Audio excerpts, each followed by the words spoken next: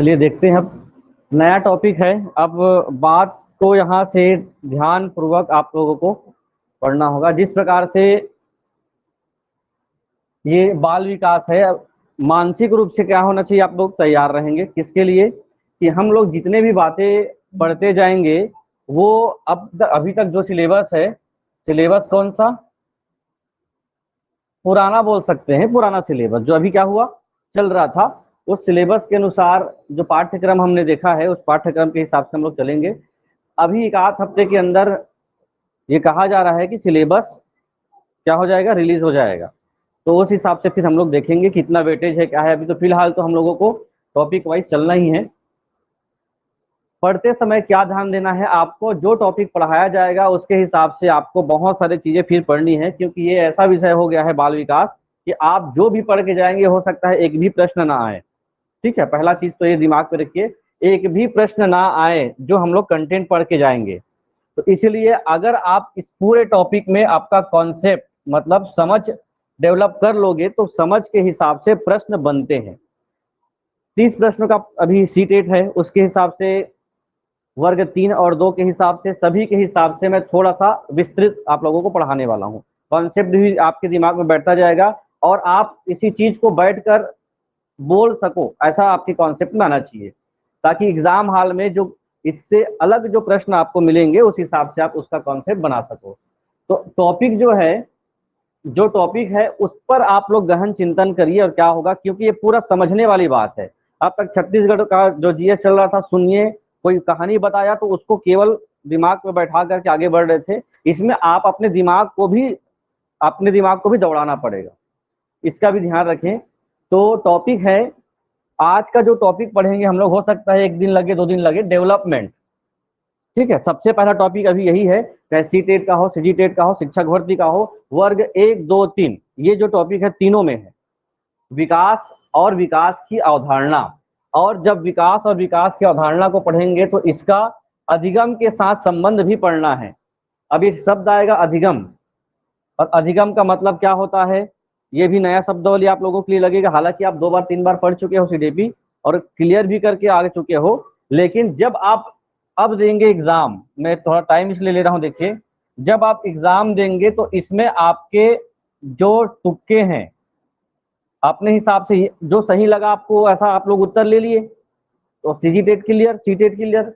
लेकिन जब आप टीचर बनने वाले हो तो आपका ये जो है एग्जाम में कि जो बाल विकास, हाँ ऐसा लग रहा है हमको, ऐसा नहीं जाना है। जो आपको पूर्ण रूप से पता होगा, कॉन्सेप्ट होगा, तभी आप बना पाएंगे। क्योंकि क्या है, निगेटिव मार्किंग, नकारात्मक अंक काटे जाएंगे का मतलब यही होता है कि आप कितना जानते हो।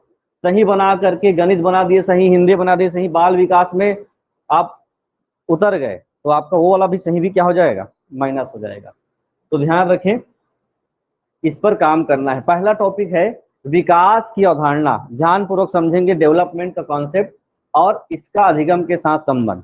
आप लोग ने देखा होगा कि हमारा देश बहुत विकास कर रहा है, आगे बढ़ रहा है, देखते हैं ना, विकास कर रहा है, सुनते हैं ना, राज्य विकास कर रहा है, हमारा जिला विकास कर रहा है, या देश विकास कर रहा है, दुनिया विकसित हो रही है, विकास किया जा रहा है देश का। तो उस शब्द में आपने क्या अर्थ लगाया, विकास किया जा रहा होगा तो उसका अर्थ क्या लगाते हैं आप? सिंपल सा अर्थ है विकास का मतलब, अगर कोई देश की स्थिति है ना, देश की स्थिति क्या हो, नीचे हो, तो वो क्या जा रहा है, ऊपर की ओर जा रहा होगा, प्रगति कर रहा होगा, या अपने पुराने स्थिति में क्या कर रहा होगा, बदलाव कर रहा होगा, तब तो वो क्या कर रहा है, विकास कर रहा है ना। वैसे ही बदलाव अर्थात हम लोग अपनी भाषा में बोलते हैं परिवर्तन, पहले की स्थिति की तुलना में क्या कर लेना, अपने आप को बदल लेना और उससे बेहतर हो जाना, तब तो हम बोलेंगे विकास किया जा रहा है। देश की स्थिति पहले बहुत खराब थी, आप लोग सुने होंगे, देखे होंगे, लेकिन अब देश की स्थिति बेहतर हो रही है तो विकास हो रहा है, ये शब्द आता है। लेकिन एक शब्द जो है विकास, जिसको हम लोग डेवलपमेंट कहते हैं, वो केवल और केवल वो शब्द बस नहीं है, बहुत सारी चीजें इसके अंतर्गत आने वाली है। तो हम किसके विकास के बारे में बात करेंगे भाई? देश के विकास के बारे में हमको अभी बात नहीं करना है, उसकी चिंता कौन करेगा? देश की चिंता कौन करेगा और देश की रक्षा कौन करेगा? हाँ, तो देश की भी चिंता आपको करनी है। बाल विकास के बारे में अभी आपको कंसंट्रेट करना है। विकास का सीधा सीधा तात्पर्य आपके बच्चे के विकास को लेकर आगे बढ़ना है। जब बच्चे के विकास के कॉन्सेप्ट को समझ जाओगे कि बच्चा कैसे जन्म लेता है, धीरे धीरे वो बड़ा होता है, बड़ा होने के बाद वो बालक बनता है, बालक बनने के बाद युवा बनता है, युवा बनने के बाद वृद्ध होता है, वो अपना जीवन काल में क्या करता है? जीवन भर विकास करता है। तो जब विकास करता है तो उस विकास के कॉन्सेप्ट में, विकास की अवधारणा में अधिगम के साथ कैसा संबंध उसका बनेगा। अधिगम का मतलब होता है सीखने का। पूरा कॉन्सेप्ट यही लीजिए, बच्चे का जन्म हुआ, जन्म होने के बाद 1 साल 2 साल के बाद उसका सीखने का तरीका क्या है? अलग है। तो बच्चे का विकास 2 साल के अंदर सीखने का तरीका, अधिगम मतलब लर्निंग होता है ना। 5 साल हुआ तो सीखने के तरीके में क्या हो जाएगा? बदलाव आ जाएगा। और बदलाव मतलब ही क्या होता है? परिवर्तन। परिवर्तन का मतलब ही होता है विकास। तो 10 साल का बच्चे का जो सीखने का तरीका होगा और उसके विकास का जो कनेक्शन होगा वो अलग होगा। आप जो सीख रहे हो, आपका सीखने का तरीका अलग है, आपके अधिगम का तरीका अलग है, आपके डेवलपमेंट होने का तरीका अलग है ना। और डेवलपमेंट में बहुत सारी चीजें आएंगी और इसी में एक और कॉन्सेप्ट आएगा, ग्रोथ। कौन सा शब्द आएगा? ग्रोथ। ग्रोथ का मतलब होता है वृद्धि और इसका मतलब होता है डेवलपमेंट, विकास। जो विकास होता है उसके अंदर ही एक ग्रोथ को शामिल कर दिया जाता है। ये पूरा डेवलपमेंट है और डेवलपमेंट के अंदर ही ग्रोथ शामिल होता है, ये ध्यान रखेंगे। ग्रोथ एक यूनिट है किसी भी बच्चे का आगे बढ़ने का, जो क्या होगा? विकास के अंदर एक हिस्सा है ग्रोथ होना। और विकास का मतलब होगा एक बच्चे का सभी तरीके से विकास होना। अब एक एक पॉइंट को देखते हैं ताकि आप कॉन्सेप्ट समझ में आ जाएगा। बच्चे के बाल विकास का अर्थ क्या है? तो बच्चे के बाल विकास का अर्थ होता है जब बच्चे का जन्म होता है, बच्चे के जन्म होने के बाद उसके शरीर में क्या होगा? बदलाव होगा, परिवर्तन होगा। ठीक है, छोटे से शिशु के जन्म में क्या होगा? समय में परिवर्तन होगा।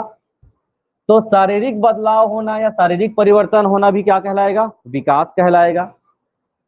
0 साल 1 साल 2 साल 3 साल क्या होते जा रहा है? बच्चा शारीरिक रूप से बड़ा होता जा रहा है, बड़ा होता जा रहा है, तो उसका विकास हो रहा है।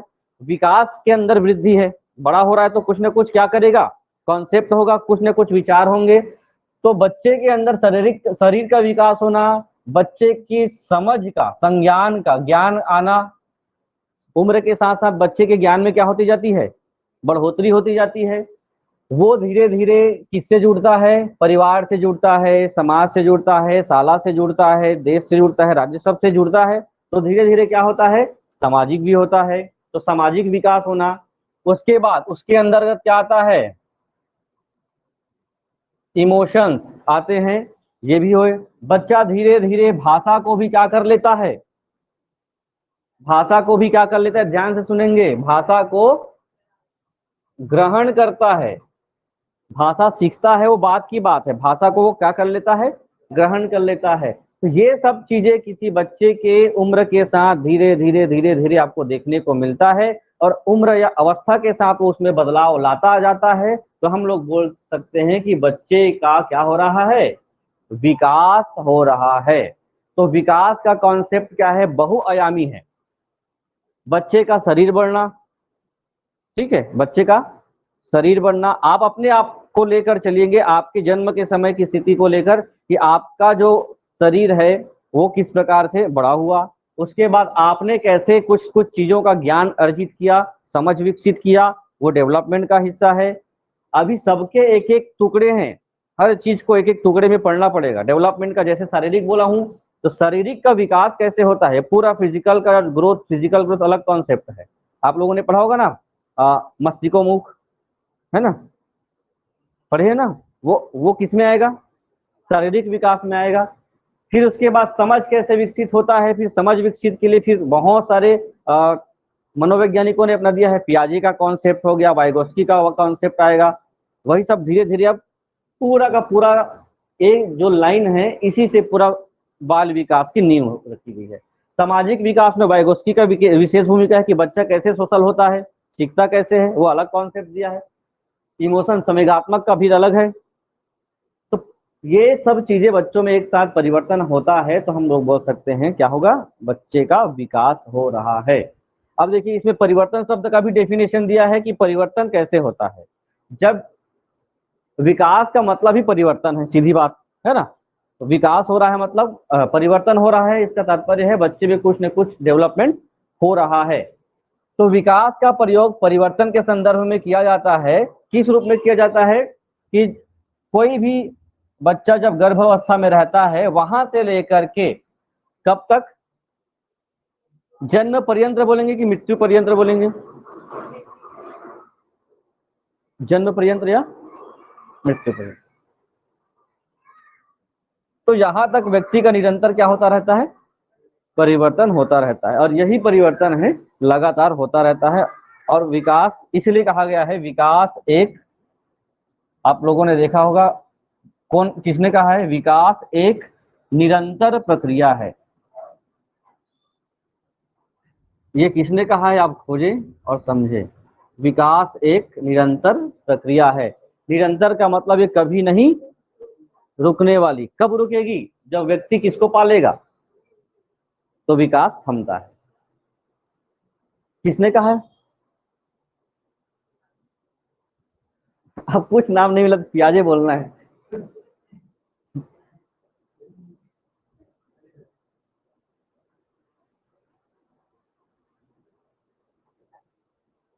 ठीक है, उसका सार है, जो परिवर्तन है, परिवर्तन की ये श्रृंखला ये बताता है कि व्यक्ति बढ़ रहा है। और इस प्रकार केवल शरीर के अंगों का ही विकास नहीं होता है ना। विकास को हम लोग बोल देते हैं बच्चा जन्म लिया और बड़ा हो गया, मर गया, यहाँ तक नहीं है। उसके संपूर्ण क्षेत्र में क्या होना, जैसे सामाजिक क्षेत्र है, सामवेगिक क्षेत्र है, भाषाई क्षेत्र है, सब में परिवर्तन होता है, तभी हम लोग बोलते हैं कि डेवलपमेंट हो रहा है। ठीक है, तो इसके बहुत सारे प्रश्न बन सकते हैं कि विकास का तात्पर्य क्या है, वृद्धि का तात्पर्य क्या है ना, इसको लेकर के। चलिए अब आगे बात करते हैं। विकास दो तरीके से होता है,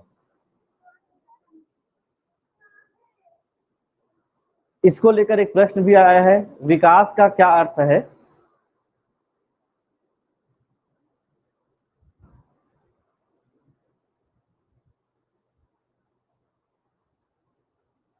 गेट बंद कर। विकास का क्या अर्थ है, धीरे से करना ना।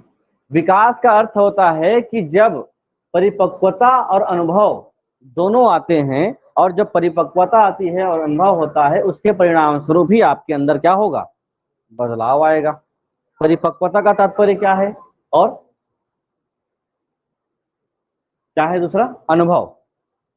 परिपक्वता कैसे आएगी आपके अंदर, मैच्योरिटी कैसे आएगी, जब धीरे धीरे आप बड़े होते जाएंगे, बड़े होते जाएंगे, चीजों को समझने लगेंगे, तो सही या गलत के बारे में आपका क्या होता है, समझ डेवलपमेंट हो जाएगा, तो परिपक्वता आएगी। और अनुभव का मतलब क्या है, जब वही परिपक्वता आपके जीवन से गुजरेगी तो सही और गलत के बारे में आप क्या करने लग जाओगे, अपने आने वाले समय में वो चीज, परिपक्वता आपके लिए एक्सपीरियंस का काम करेगी। उसके बाद आपके अनुभव के हिसाब से आप क्या करोगे, सही गलत को पहचानोगे। ये पूछा गया था किसमें, सीईटी में 2022 में। चेंजेस या परिवर्तन इंसान के अंदर दो तरीके से होता है। परिवर्तन के कितने प्रकार हैं, दो प्रकार होते हैं इंसान के अंदर, दो तरीके से क्या होता है, परिवर्तन होता है। पहला परिवर्तन क्या है, पहला परिवर्तन है मात्रात्मक परिवर्तन, है ना, और दूसरा होता है गुणात्मक परिवर्तन। जब कोई एक शिशु जो क्या होता है, 1 साल का है, 6 महीने का है, धीरे धीरे 2 साल का होगा, 3 साल का होगा, 4 साल का होगा, 2 किलो का है, 5 किलो का है, 10 किलो का है, वो क्या होगा, 10, 12, 15, 20 किलो का होगा। तो हम क्या देख रहे हैं, बच्चे का वृद्धि देख रहे हैं, विकास देख रहे हैं, परिवर्तन देख रहे हैं। तो परिवर्तन देख रहे हैं तो किस रूप में देख रहे हैं हम लोग, उनको मात्रात्मक रूप से गिन कर, तौल कर देखा जा रहा है। तो ऐसा जो डेवलपमेंट होगा किसमें शामिल करेंगे, मात्रात्मक विकास में। वहीं दूसरा क्या कहलाता है, जब हम किसी चेंजेस को, परिवर्तन को किस रूप में लेते हैं, गुणात्मक में। तो जैसे कि कोई व्यक्ति क्या हो रहा है, धीरे धीरे किसी भाषा को अर्जन करना सीख गया, भाषा को क्या करना सीख गया, अर्जन करना सीख गया, या उनके अंतर्गत कोई चीजों को परखने की, समझने की, तर्क करने की क्षमता आ रही है, उसको गिन सकते हैं क्या, नहीं गिन सकते, वो भी तो विकास का हिस्सा है। है ना।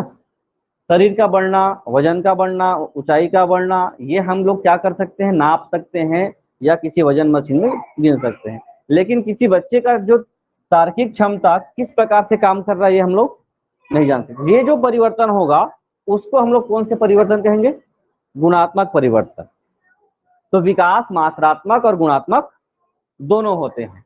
तो भाषा सीखने की क्षमता इसमें शामिल है, ज्ञान शामिल है, और गामक कौशल का मतलब होता है कोई व्यक्ति अपने गत्यात्मक रूप से हाथ पैर के माध्यम से जो स्किल का काम करता है ना, जिसे मोटर स्किल कहते हैं। गामक कौशल मतलब मोटर स्किल। तो हमको क्या करना है इसमें, मोटर स्किल के अंतर्गत इसको देखना। ये भी किस प्रकार का कौशल होगा, तो कौन विकास होगा या परिवर्तन होगा, गुणात्मक। ठीक है। अब देखिए परिवर्तन की कुछ विशेषताएं होती है। जब किसी भी इंसान के अंदर कोई परिवर्तन होता है तो एक वैज्ञानिक पद्धति के हिसाब से वो आगे बढ़ता है, परिवर्तन होता है। एकाएक कहीं भी परिवर्तन नहीं होगा। कोई एक बच्चे का जन्म हुआ और एकाएक 5 साल के उम्र के हिसाब से अगले 2 साल में वो बड़ा नहीं हो सकता है क्या, नहीं हो सकता। उसका विकास जो होगा वो कैसे होगा, सीक्वेंस में होगा, क्रमबद्ध होगा, सिस्टमेटिक होगा, है ना। अभी तक कोई ऐसा चमत्कार देखें कि बच्चे का जन्म हुआ और 5 साल के हिसाब से वो हाइट हेल्थ आ गया, नहीं हो सकता, है ना। या फिर 2 साल के बच्चे के अंदर इतना ज्यादा पावर आ गया कि वो 30 साल 25 साल के युवा के जैसे वो भाषण दे रहा हो, बोल रहा हो, ऐसा संभव नहीं, असंभव कुछ भी नहीं है। लेकिन अभी तक ये चीजें, अब वो होगा तो वो अपवाद कहलाएगा। ये सब चीजें अभी भी देखते हैं ना, कोई 10 साल के बच्चे का जो IQ लेवल है वो 15-20 साल से ज्यादा का रहता है, तो अलग है। लेकिन देखिए ये जो बात लिखी है क्रमबद्धता परिवर्तन की विशेषताओं में शामिल है, ये प्रश्न हो गया आपके लिए कि आज परिवर्तन के विशेषताओं में शामिल है। उसके हिसाब से देखिए पहला है क्रमबद्ध। क्रमबद्धता मतलब बालक में कोई भी परिवर्तन होता है तो क्रमिक रूप से ही होता है। तो सिंपल लाइन है, एकदम भी जोर नहीं देना है। अभी बोल दिया पहले ही शुरुआत में कि बाल विकास को बहुत अच्छे से पढ़ना है, जोर दे के पढ़ना है।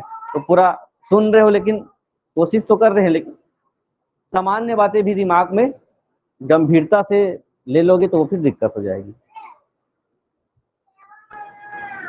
एक लाइन सबसे ज्यादा महत्वपूर्ण है कि क्रमबद्धता का एक सबसे बड़ी विशेषता ये है, परिवर्तन की विशेषता अर्थात विकास की विशेषता। उस विशेषता में सबसे पहले क्या आ गया, क्रमबद्धता। क्रमबद्धता का मतलब है कि बालक में जो परिवर्तन होगा एक लाइन टू लाइन होता चला जाता है। इसके परिणाम स्वरूप ये जो लाइन है बिल्कुल, इसके परिणाम स्वरूप जो बातें लिखी हैं, जो भी व्यक्ति नए विशेषताओं का उदय होता है तो वो पुरानी विशेषताओं की समाप्ति उसके अंदर धीरे धीरे होती जाती है। ये क्रमबद्धता है।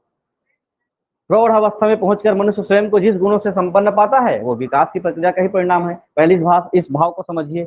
इस भाव का मतलब क्या हो रहा है, बंद कर दीजिए। व्यक्ति में अलग करना ना, व्यक्ति में नवीन विशेषताओं का उदय होता है, ठीक है, तथा पुरानी विशेषताओं की समाप्ति हो जाती है। यही क्रमबद्धता है। अभी क्या भाव कहा जा रहा है, जैसे किसी बच्चे का जन्म हुआ और वो 5 वर्ष का है, उससे पहले वो 3 वर्ष का रहा होगा, 1 वर्ष का रहा होगा। 1 वर्ष के बच्चे की भोजन करने की जो गुण है, विशेषता है, वो किस प्रकार से भोजन कर रहा होगा, उसके तरीके कैसे होंगे। या 6 महीने का बच्चा अगर कुछ खाना चाहे तो उसके खाने के तरीके, स्टाइल अलग होगा। धीरे धीरे उसके अंदर क्या आते जाएगा, परिवर्तन आता जाएगा। 3 वर्ष के दौरान बच्चे के खाने के तरीके में निश्चित रूप से बदलाव है। तो ये क्या है, पुरानी विशेषताओं की क्या होती जाती है, समाप्ति होती जाती है, नए नए उनके अंदर विशेषताएं आती जाती है। अब 3 वर्ष के बच्चे का भोजन करने का तरीका, कपड़ा पहनने का तरीका, रहने का तरीका, और एक 15 वर्ष के बच्चे का तरीका में क्या होगा, बदलाव होगा। और ये कैसे आएगा, क्रमबद्धता मतलब धीरे धीरे बच्चे के जो उम्र के हिसाब से, ये 25 वर्ष हो गया, ये अब ये मान लेता हूँ 50 वर्ष, उम्र के हिसाब से उनकी बोलने की तरीके, समझ, बात करने के तरीके, या फिर यहाँ केवल शारीरिक विकास की बात नहीं है ना, यहाँ पर किसी चीज को चिंतन मनन करने के तरीके में उम्र के हिसाब से धीरे धीरे वो अपने विशेषताओं को क्रमबद्ध बढ़ाता जाता है। जैसे जैसे वो आगे बढ़ता जाएगा, वो पुराने चीजों को या पुराने तौर तरीकों को वो क्या करता जाएगा, पीछे छोड़ता जाएगा। ठीक है, समय के हिसाब से आप लोग भी अपने जीवन में अनुभव किए होंगे कि पहले जो आप लोग गतिविधि करते थे अपने जीवन में बहुत सारे कार्यों में, उनमें क्या लाया है, अपने बदलाव लाया है और पहले के चीजों को छोड़ दिया है। तो यही बात है, नवीन विशेषताओं का उदय होगा। और दूसरा ये भी क्रमबद्ध होता है। क्रमबद्ध का तात्पर्य है कि आप अगर 50 साल या 35 साल के उम्र में जो आज चिंतन मनन कर रहे हो, वो 3 वर्ष की उम्र में पहले आ जाएगा और बाद में आप फिर से बच्चे जैसे हरकत करोगे, ये संभव नहीं है। अगर कोई व्यक्ति 50 वर्ष का है और वापस 4 या 5 साल के बच्चे के जैसे वो क्या कर रहा है, व्यवहार कर रहा है, तो उनको सीधे उठा करके हॉस्पिटल ले जाया जाता है कि इसका दिमाग क्या हो गया है, खराब हो गया है, बच्चे जैसे क्या कर रहा है, ये हरकतें कर रहा है। तो देखिए, पुराने विशेषताओं का धीरे धीरे वो क्या करता जाता है, लोप करता जाता है, छोड़ता जाता है। अब क्रमबद्धता का एक दूसरा विशेषता यह है कि प्रौढ़ अवस्था में जो पहुंचता है कोई मनुष्य, प्रौढ़ अवस्था किसको कहते हैं? अभी हम लोग विकास की अवस्था पढ़ेंगे ना, हम तो विकास का कॉन्सेप्ट पढ़ रहे हैं, आज विकास किसको कहते हैं ये पढ़ रहे हैं। इसके बाद अगला चैप्टर है विकास की अवस्थाएं। तो इसमें एक अवस्था आती है प्रौढ़ावस्था। अब प्रौढ़ावस्था में माना जाता है कि हम जब क्रमबद्धता देखते हैं तो कहां से, गर्भावस्था से कौन सी अवस्था, अभी हम लोग मान लेते हैं कौन सा अवस्था, प्रौढ़ अवस्था। यहां तक जब कोई इंसान पहुंच जाता है तो ये क्रमबद्धता ही का ही परिणाम है कि वो जितने अपने जीवन में क्या किया होगा, अनुभव और परिपक्वता लिया होगा, दो शब्द आया था ना, परिपक्वता और अनुभव, वो उसी कारण से उनके अंदर क्या होता है, गुणों का विकास होता है, गुणों से संपन्न होता है। आप भी अपने आप जीवन में जितने उम्र के हैं, आपने जितना उम्र का जीवन जिया है और जितना डेवलपमेंट किया है, शारीरिक विकास तो लगभग, वृद्धि क्या है एक समय के बाद क्या हो जाती है, रुक जाती है ना। आपका हाइट अब मुश्किल है, बढ़ जाए तो बढ़ जाए, चांसेस बहुत कम है कि आप जिस उम्र में अभी हैं उसमें ऊंचाई का बढ़ना लगभग बंद हो गया, वजन का बढ़ना भी जारी रहेगा। वो कब तक रहेगा, प्रौढ़ावस्था। उसके बाद जैसे वृद्धावस्था आता है, वजन में धीरे धीरे क्या होती जाती है, गिरावट आती जाती है ना। उससे कई सारे कारण भी होते हैं। ये क्लियर है, क्रमबद्धता किसी भी विकास में क्रमबद्धता अपने आप में महत्वपूर्ण स्थान रखता है। दूसरा, जो परिवर्तन का जो विशेषता ये है कि जो परिवर्तन होता है वो क्या होता है, यूनिवर्सल होता है। यूनिवर्सल का मतलब हो गया सार्वभौमिक। सार्वभौमिक का मतलब होगा कि हर व्यक्ति का विकास होता है, हर बच्चे का डेवलपमेंट होता है, हर बच्चे में परिवर्तन होता है। और वो जो परिवर्तन होता है किसी भी कहना, सार्वभौमिक का मतलब ये सत्य है कि जो जन्म लिया है उसमें परिवर्तन होगा ही, वो विकास करेगा ही। विकास किसी भी बच्चे का कम हो सकता है या ज्यादा हो सकता है। एक उम्र वाले बच्चे का विकास, मान के चलो 5 वर्ष का एक कोई बालक है, उनका विकास एक बच्चे का और उतने ही उम्र में दूसरे बच्चे का विकास की दर अलग अलग हो सकती है ना। विकास की दर अलग अलग, और वो प्रभावित करता है दो कारकों से, अभी भी आएगा। एक तो हो सकता है वो जेनेटिक हो, जिसको हम लोग आनुवंशिक कहते हैं। आनुवंशिक कारणों से बच्चे का विकास समय के साथ नहीं होता। दूसरा जो होता है एटमॉस्फेयर, वातावरण, आनुवंशिक और वातावरण। लेकिन विकास तो होगा, है ना, विकास तो होगा, वो कभी नहीं रुकेगा, कम या ज्यादा आगे या पीछे हो सकता है ना। तो यही कहता है सार्वभौमिक, ऐसा कोई अवस्था नहीं है कि जिसमें विकास ना होता हो बालकों में, क्योंकि ये कौन सी प्रक्रिया है, सार्वभौमिक प्रक्रिया है। ये विकास ये नहीं देखता है कि आप ये बच्चे का विकास नहीं करना है और बच्चे का विकास, सब में विकास होगा। और विकास में कम ज्यादा होने का रीजन वो दो है। तो विकास के तहत जो परिवर्तन होता है कहाँ से चलता है, गर्भकाल से लेकर के मृत्यु परिबंध। ये ध्यान रखेंगे, ये क्या है, जन्मजात बच्चे का जन्म हुआ, वहां से जन्म हुआ उससे पहले गर्भ अवस्था से लेकर, गर्भ अवस्था में 9 महीने डेवलपमेंट होगा ना बच्चे का, तो उस अवस्था से लेकर के कहाँ तक, जब तक वो इस दुनिया में है तब तक अपना डेवलपमेंट करता रहेगा, होता रहेगा। ये सार्वभौमिक सत्य है। किसी का विकास 70 साल के बाद रुक जाएगा ऐसा कहीं नहीं है, वो विकास करता रहेगा जब तक उसका विकास ना हो जाए, है ना, उसका विनाश ना हो जाए। सीधे आगे, पहला क्या था, क्रमबद्धता होता है। कॉन्सेप्ट लेते जाइए, कुछ नोट डाउन करते जाइए। विकास एक क्रमबद्धता का कॉन्सेप्ट है। आप ये समझिए कि आप किसी स्कूल या कॉलेज में इस चैप्टर को पढ़ने बैठे हैं, जिसका एग्जाम होगा। एग्जाम में आप एक्चुअल चीज लिखेंगे, एक्चुअल चीज में टिक करेंगे, उसके बाद परिणाम मिलेगा। ऐसा नहीं कि हम पढ़ लिए नहीं आएगा तो कोई दिक्कत नहीं, हवा हवाई मैंने काम मत करना। समझिए हर एक टॉपिक को, क्योंकि लिखने भी बोल दिया जाएगा आप लोगों से। आपको लिखना है, विकास के परिवर्तन के जो विशेषताएं हैं उसको लिखना है। तब कैसे करोगे, जिस दिन आप इसको रिटर्न में लिखना शुरू कर दिए तो आपको ऐसे याद हो गया, फिर ऑब्जेक्टिव में कभी परेशानी नहीं होगी। चलिए, एक और महत्वपूर्ण चीज जिसमें हम लोग आज बात करेंगे वो है, हम लोग अभी विकास के कॉन्सेप्ट में एक चीज देखे हैं कि विकास दो तरीके से होता है, परिवर्तन दो तरीके से होता है। पहला जो परिवर्तन हो गया वो क्या होता, मात्रात्मक था, है ना। और मात्रात्मक परिवर्तन का सबसे मेजर चीज होता है, सबसे महत्वपूर्ण चीज होता है ग्रोथ, वृद्धि। क्या होता है, वृद्धि। इसको लिखेंगे ग्रोथ। वृद्धि किसको कहते हैं। अब देखिए जोर कहाँ देना है, आप जिसको छोड़ के जाते हो पढ़ने के समय में, जिसको आपको लगता है कि ये छोड़ना, ऐसा वाला वही चीज आपको परेशान करता है। परेशान ये है कि अब किसने वृद्धि को क्या क्या कहा। मैं तो 3 लोगों का उल्लेख किया हूं, आपको 10 से 12 लोगों को पढ़ना होगा। वृद्धि का डेफिनेशन क्या होता है, देखिए अर्थ और परिभाषा का मतलब समझते हैं ना। वृद्धि का अर्थ क्या है, तो अर्थ क्या हो सकता है, एक सामान्य जो वृद्धि के बारे में कोई जानकारी देता है। वृद्धि का मतलब, अर्थ में बता रहा हूँ, वृद्धि का अर्थ कैसे बोलेंगे। वृद्धि का मतलब होता है किसी बच्चे का उम्र का बढ़ना, किसी बच्चे के शरीर में बदलाव आना, हाइट का बढ़ना, है ना, ये सब क्या होता है उसका वृद्धि, वो वृद्धि कहलाता है। लेकिन स्पेशली अगर आपको डेफिनेशन की वृद्धि के बारे में हर्बर्ट सोरेनसन ने क्या कहा है, तो हर्बर्ट सोरेनसन ने जो कहा है, वो जो उसने कहा है वही आप लोगों को बताना पड़ेगा, उसी को ही आपको टिक करना पड़ेगा। तो ये आपके लिए बहुत कठिन कार्य है, डेफिनेशन याद करना।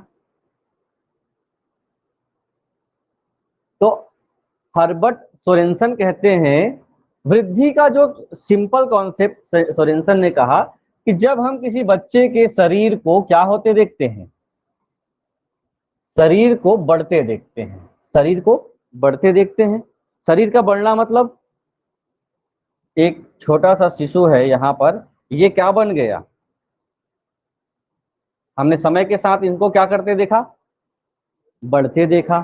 तो उनका शारीरिक वृद्धि हुआ, अर्थात शरीर को बढ़ते देखा और भारी होते देखा, है ना। अब बढ़ेगा तो वजन, तो हाइट बढ़ेगी तो वजन बढ़ेगा, है ना। मानव इसमें महिला एवं बाल विकास विभाग में एक क्राइटेरिया तय है कि अगर किसी बच्चे का जो हाइट है एक निश्चित सेंटीमीटर है तो उसके हिसाब से उसका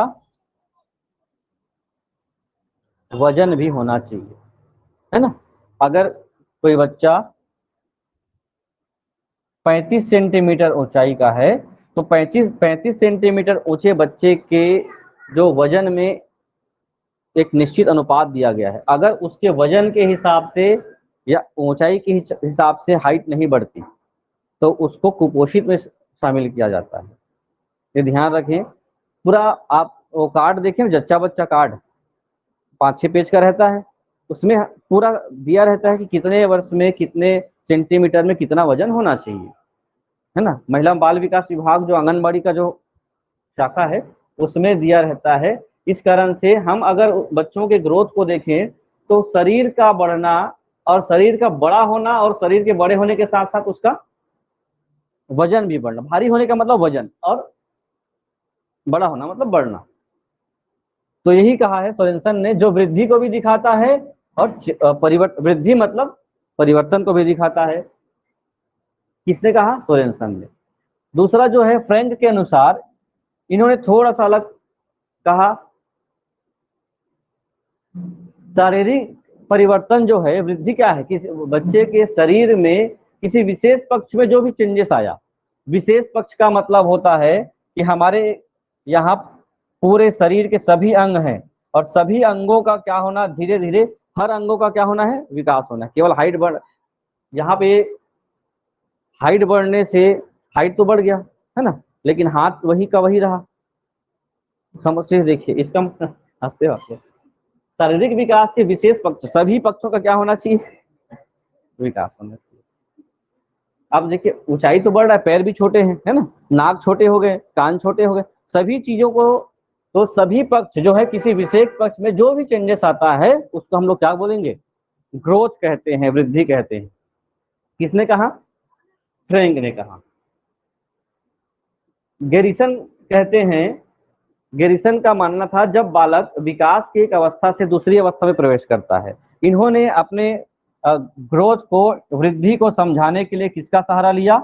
विकास की अवस्था का। और हमने अभी अवस्था के बारे में चर्चा नहीं किया है, फिर भी बता देता हूं।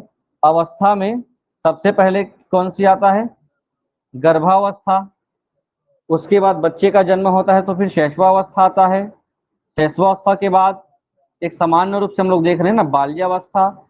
बाल्यावस्था के बाद किशोरावस्था, फिर आता है प्रौढ़ावस्था, फिर आता है वृद्धावस्था।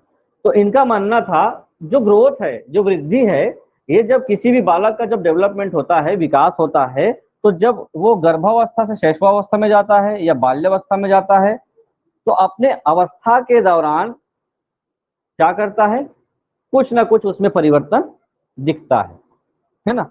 अब देखिए हमने तो केवल डेफिनेशन उठाया है, हो सकता है इन्होंने इस पर पुस्तक लिखी हो और ये बताया हो कि ग्रोथ तो समय के साथ रुकता भी होगा, है ना। किशोरावस्था या प्रौढ़ावस्था के बाद कुछ ग्रोथ की बहुत सारी परिस्थितियां क्या हो जाती हैं? बदल जाती है, जो रुक जाती है। इधर नहीं आना।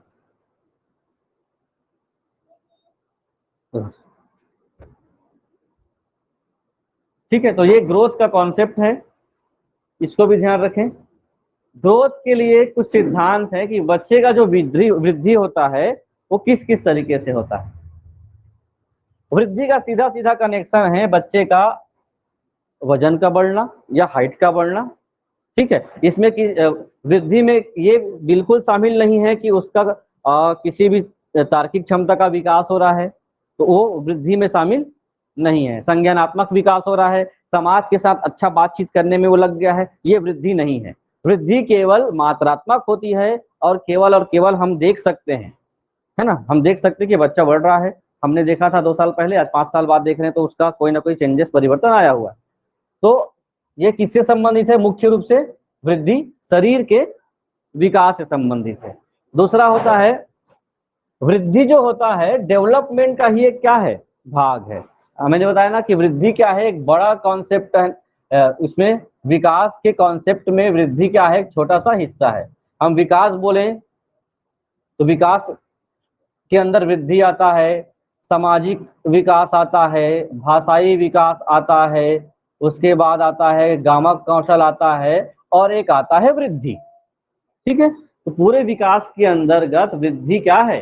विकास का एक भाग है, जो सबसे आवश्यक भाग है ना, सबसे आवश्यक भाग है। हो सकता है एक बच्चे का जब डेवलपमेंट हो रहा है तो वो सामाजिक रूप से जीवन भर कनेक्ट ना हो, लेकिन वृद्धि तो होना तय है। ठीक है, हो सकता है वो भाषाई रूप में दक्ष ना हो, लेकिन वृद्धि तो होना तय है। तो इसलिए विकास की प्रक्रिया में एक भाग है वृद्धि, जो सबसे आवश्यक भाग मानी जाती है। विकास में वृद्धि से तात्पर्य है आकार, हाइट, हेल्थ, कॉन्सेप्ट, समझ और कौशल की वृद्धि। कौशल की वृद्धि मतलब ये अब डायरेक्ट ये इसमें जुड़ा हुआ नहीं है ना, बिल्कुल ध्यान रखेंगे। कौशल वृद्धि में जो डेवलपमेंट बच्चे का हो रहा है उसमें वृद्धि किस प्रकार से सहायता करता है? अगर बच्चे का हाइट हेल्थ बढ़ता है तो आकार काम करेगा, बच्चे का बुद्धि अच्छे से विकसित होगा, भौतिक रूप से बुद्धि डेवलप होगा ना, मस्तिष्क विकसित होगा तो सोच समझ विकसित होगी, हाथ पैर सही विकसित होंगे तो उसके अंदर स्किल का वृद्धि होगा, स्किल का डेवलपमेंट होगा। तो ये 3-4 चीजें वृद्धि के बाद विकास करने में। अब देखिए कोई बच्चे का जो कहना चाहिए जीभ डेवलप नहीं हुआ है ना, वृद्धि का हिस्सा है, जीभ नहीं डेवलप हुआ, तो जीभ डेवलप नहीं हुआ तो उसके लिए सबसे बड़ी समस्या क्या होगी, बोल नहीं पाएगा। तो बोलना क्या है, भाषाई कौशल है। तो कनेक्शन क्या है, वृद्धि का कनेक्शन, इसी कारण से इसमें लिखा हुआ है, क्योंकि अभी आप बोलोगे अभी तो आपने कहा ये सब चीजें विकास है, वृद्धि नहीं है, तो ये बात ऐसी है।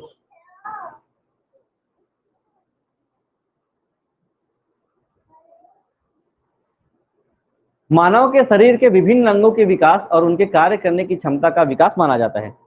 ये जो अभी मैं बोल रहा हूं है ना, अगर शरीर के सभी अंगों का वृद्धि अच्छे से समय के अनुसार नहीं होगा तो उनके कार्य करने की क्षमता उससे प्रभावित होगी और बच्चे का विकास अच्छे से नहीं हो पाएगा। इसलिए सबसे ज्यादा आवश्यक है कि एक बच्चे का जो डेवलपमेंट हो रहा है, ग्रोथ कर रहा है, उसके ग्रोथ के हर स्टेप को, हर स्टेज को आपको ध्यान में रखना पड़ेगा और एज के हिसाब से बच्चे का ग्रोथ होता है। आप लोगों को अभी अवस्था में, अभी हम लोग आएंगे तो ये जो अवस्था है, यहाँ तक की अवस्था में क्या क्या बच्चे को, एक सामान्य बच्चे के अंदर क्या क्या गुण आ जाने चाहिए, है ना। मान के लो 6 महीने का बच्चा है तो 6 महीने के बच्चा का अगर वो घुटने के बल चलना सीख गया है, या 1 वर्ष का बच्चा है वो अपने पैरों में चलना सीख गया है, तो हम लोग बोल सकते हैं सामान्य उनका वृद्धि हो रहा है, वो विकसित हो रहे हैं, सही विकसित हो रहा है।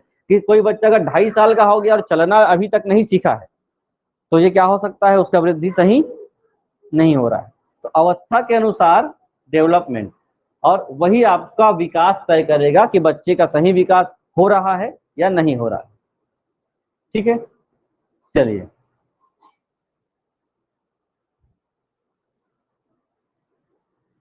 यहां तक हो गया।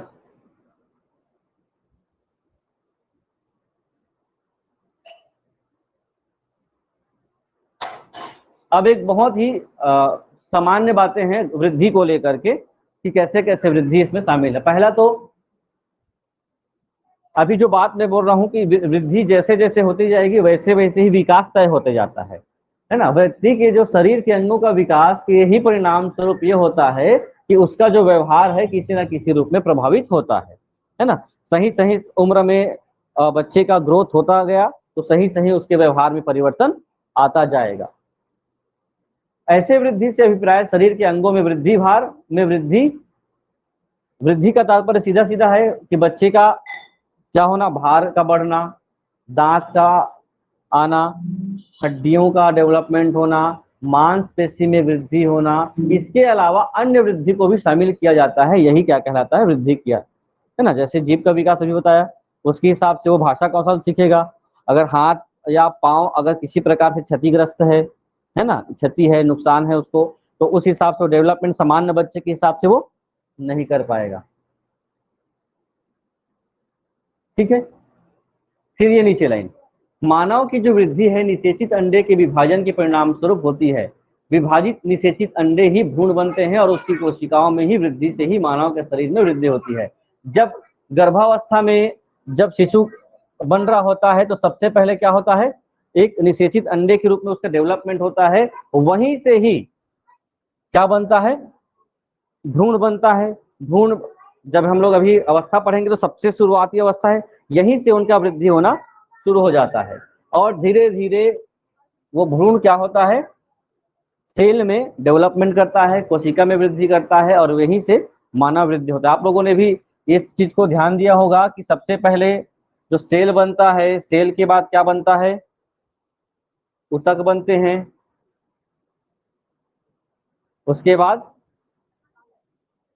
अंग, एक समान रंग से अंग बनते हैं, है ना।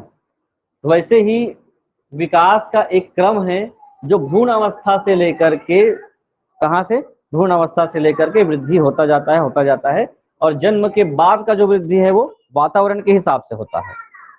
ठीक है, जो गर्भावस्था में बच्चे का डेवलपमेंट होता है वो आनुवांशिक रूप से प्रभावित हो सकता है उनकी वृद्धि, है ना।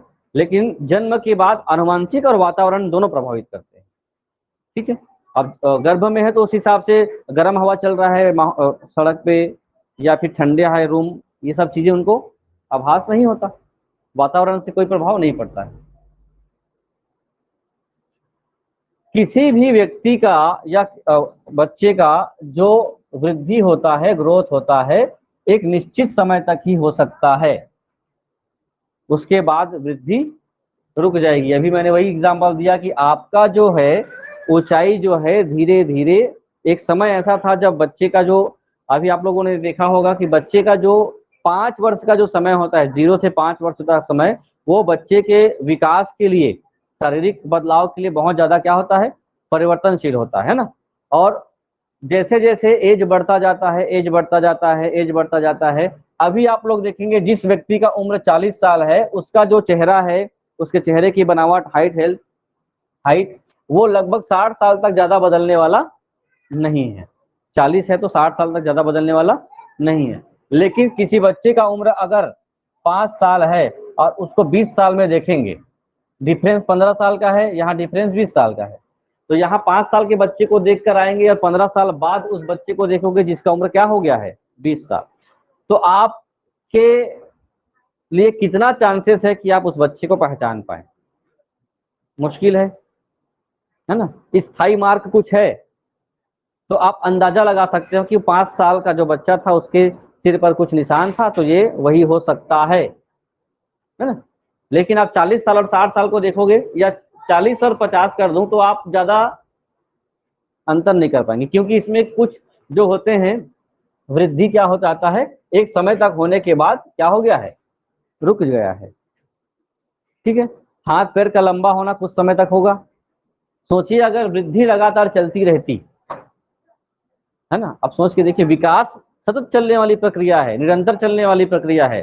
तो विकास में जो है, बहुत आप सामाजिक विकास करते रहोगे, जितना उम्र दराज होंगे आपके पास सामाजिक अनुभव ज्यादा होता जाएगा, भाषाई अनुभव ज्यादा होता जाएगा, जितने लोगों को सुनेंगे उतना वाक्पटुता आपके अंदर आती जाएगी, ज्यादा से ज्यादा जितना सुनेंगे उतना आप क्या कर सकते हो, बोल सकते हो।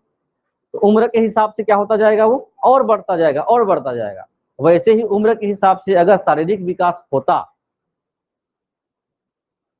तो सबके लिए सामान्य रहता, कोई एकदम आश्चर्यचकित होने वाली बात नहीं है ना। लंबे लंबे लोग रहते पेड़ के जैसे, होता ना, सबके लिए कॉमन रहता। फिर हम ये चर्चा ही नहीं करते, ये बोलते कि वृद्धि और विकास दोनों जीवन पर्यंत चलने वाली प्रक्रिया है।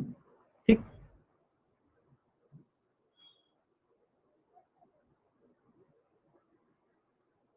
चलिए, वृद्धि एक विशेष पद्धति पर और आंतरिक रूप से होती रहती है। जब बच्चा शिशु काल की अवस्था में रहता है तो वृद्धि की दर क्या होती है, बहुत, अभी जो मैंने बात कही कि जब कोई भी बच्चा शिशु अवस्था में होता है तो उनके अंदर शारीरिक वृद्धि बहुत तेजी से होती है। लेकिन जैसे जैसे वो क्या होता जाता है, युवा होता जाता है, वृद्धि धीमे होती जाती है। और वृद्धि, ये भी महत्वपूर्ण है, वृद्धि जो है आनुवांशिक और वातावरण के अंतःक्रिया से भी होती है। विकास तो होता ही है, वृद्धि भी होता है। अब ये कैसे, वृद्धि को दो चीजें प्रभावित करते हैं और विकास को भी ये दोनों चीजें ही प्रभावित करते हैं। कौन कौन से? एक तो हो गया वंशानुक्रम और एक हो गया वातावरण। ये वातावरण का मतलब क्या है? वातावरण का मतलब, एटमॉस्फेयर का मतलब क्या है? यहाँ वातावरण का मतलब है कि बाहर हो और ठंडी हवा गर्म हवा चल रही है, ये वातावरण नहीं है। इसका वातावरण का कॉन्सेप्ट बहुत अलग है।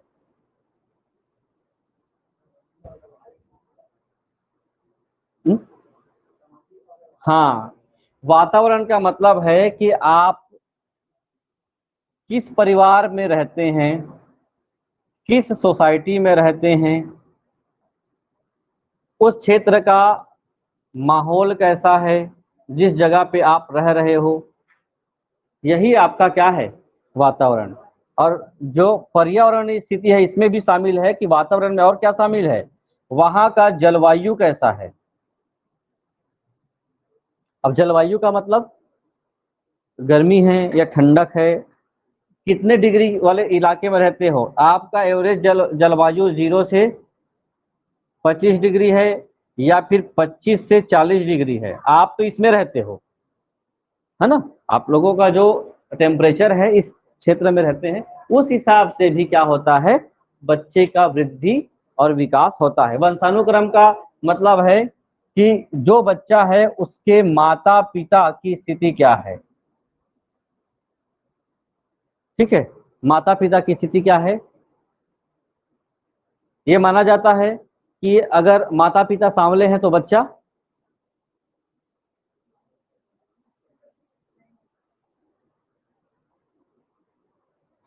ये आनुवंशिकता के हिसाब से प्रभावित है ना। अगर कोई माता पिता हाइटेड हैं, ऊंचे हैं, 6-6 फीट के हैं, तो बच्चा हाइटेड होगा। ये किससे प्रभावित होता है, आनुवांशिकी से, है ना। अभिषेक बच्चन, माता पिता क्या है, यस, माता लंबी नहीं है, ठीक है। जीन्स जो होता है, जीन होता है, जीन्स के हिसाब से। तो ये बात समझ रहे हैं, ये कुछ हद तक बच्चे के वृद्धि को क्या करता है, प्रभावित करता है, इंटरेक्शन करता है, अंतःक्रिया करता है, ठीक। चलिए, वृद्धि से व्यक्ति बड़ा और भारी होता है, ठीक है। वृद्धि हो रहा है मतलब बच्चा क्या हो रहा है, हाइट बढ़ रहा है और वजन भी बढ़ रहा है। वृद्धि को मात्रा के रूप में मापा जाता है, हम उसको उस गुणात्मक चीजें इस पे हम लोग नहीं ला सकते, इसलिए कहा गया है वृद्धि क्या है, मात्रात्मक है। नाप सकते हैं कितना हाइट है, कितना वजन है।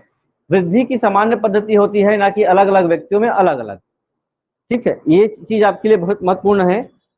ये बात क्या है, वृद्धि की सामान्य पद्धति होती है, ये बच्चे के माता पिता को देख करके इसका कोई ऐसा कोई चमत्कार नहीं कि ये बच्चे का है, माता पिता क्या बोलते हैं ज्यादा अमीर है तो इसका वृद्धि थोड़ा जल्दी करता हूँ, गरीब है तो इसका वृद्धि कम करता हूँ। वो वृद्धि क्या है, सब में होने वाला एक क्या है, सार्वभौमिक चीज है, पद्धति है। अलग अलग बच्चों के हिसाब से अलग अलग डेवलपमेंट नहीं होगा, हाँ, सबके लिए क्या है, सेम है।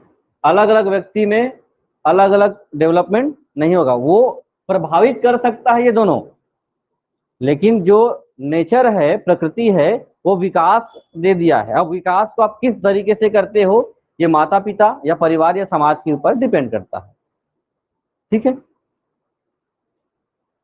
तो ये तो हो गया, दोनों चीजें होगी। शारीरिक और गत्यात्मक विकास होने से ही शरीर में वृद्धि होती है, ये बहुत महत्वपूर्ण है। वृद्धि के लिए सबसे ज्यादा जरूरी है, कोई भी बच्चे का डेवलपमेंट टिका हुआ है उसके शारीरिक मूवमेंट से, फिजिकल मूवमेंट से। जो जितना ज्यादा उछल कूद करेगा, जितना ज्यादा दौड़ेगा, जितना ज्यादा भागेगा, उनका जो है शारीरिक विकास उतना ज्यादा होगा, ठीक है। अब घर में कोई बच्चा है वो दिन भर कुछ नहीं करता है तो उसका शारीरिक विकास क्या हो सकता है, प्रभावित हो सकता है।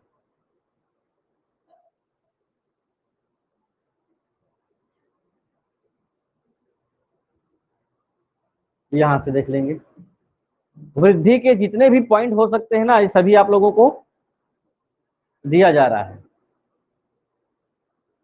वृद्धि की गति एक समान नहीं रहती, इसमें परिवर्तन आते रहते हैं। अभी देखा ना, उम्र के हिसाब से वृद्धि एक जैसे नहीं होती। शुरू में बच्चे की वृद्धि तेजी से होती है, बाद में धीरे से हो जाती है।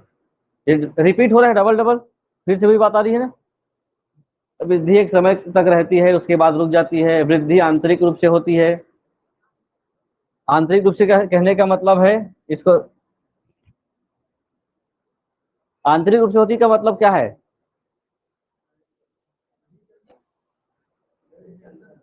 शरीर के अंदर, हाँ। कहने का मतलब है, आंतरिक रूप से का मतलब है एक बच्चा है 5 साल का, और ये जो है आप इसके हाथ पैर को ऐसे बढ़ते हुए नहीं देख सकते। आप बोलोगे कि जैसे घड़ी के कांटे में घंटे के कांटे को आप कभी बैठ के अंदाजा नहीं लगा सकते कि कब 4 से 5 गया, लेकिन गया तो सेकंड के कांटा अंदाजा लगा सकते हो, मिनट का, लेकिन घंटे के कांटे को आप कभी अंदाजा नहीं लगा सकते कि वो कैसे बढ़ गया। तो बढ़ तो गया, वृद्धि तो हुआ ना, 4 बजे से 5 बजे, 5 बजे से 6 बजे। कभी कोशिश किए 1 घंटा बैठ के मैं, है हाँ, तब भी आपको पता नहीं चल पाएगा। तो वो इंटरनल है, मान के चलो। वैसे ही वृद्धि आंतरिक रूप से होता है। आप किसी बच्चे का अब बैठ करके नहीं देख सकते, आप किसी बच्चे को रोज देख रहे हो, फिर भी हमको पता नहीं चल पाया कि, है ना।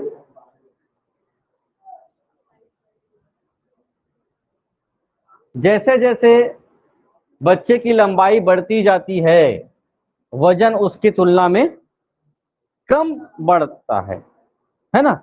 एक समय आएगा जब आपका जो ऊंचाई है, लंबाई में वृद्धि होती जाती है, 150 सेंटीमीटर तक पहुंच गए, तो वजन शुरू में तो उम्र के हिसाब से बढ़ रहा था वजन, लेकिन एक स्थिति ऐसी है कि जब वजन क्या हो जाएगा, 60 किलो, 50 किलो, 55 किलो में आकर के रुक जाएगा। कुछ समय बाद ऊंचाई भी रुक जाएगा, फिर ये बढ़ना शुरू हो जाएगा, ये कम होना शुरू हो जाएगा। दूसरी बात यह है कि इनमें से कौन सा कथन सही या गलत है, इसमें देखिए, किसी भी बच्चे का शारीरिक वृद्धि देखना मानसिक वृद्धि की देखने की अपेक्षा क्या होता है, सरल होता है। ये क्या मतलब है, हमने बच्चे का डेवलपमेंट देखा, ग्रोथ देखा, जो आंतरिक रूप से बढ़ गया, ठीक है, 2 साल के बच्चा था, 4 साल का हो गया, हमने देखा वो बढ़ तो रहा है, लेकिन उसके अंदर मानसिक रूप से कैसे चेंजेस आ रहा है, इसको हम लोग आसानी से अंदाजा नहीं लगा सकते, है ना। तो यही बात है, हम शारीरिक वृद्धि को तो देख समझ सकते हैं, 1 साल 2 साल में समझ में आ जाएगा बढ़ रहा है, लेकिन उसकी मानसिक वृद्धि को हम लोग नहीं समझ सकते। ये भी है।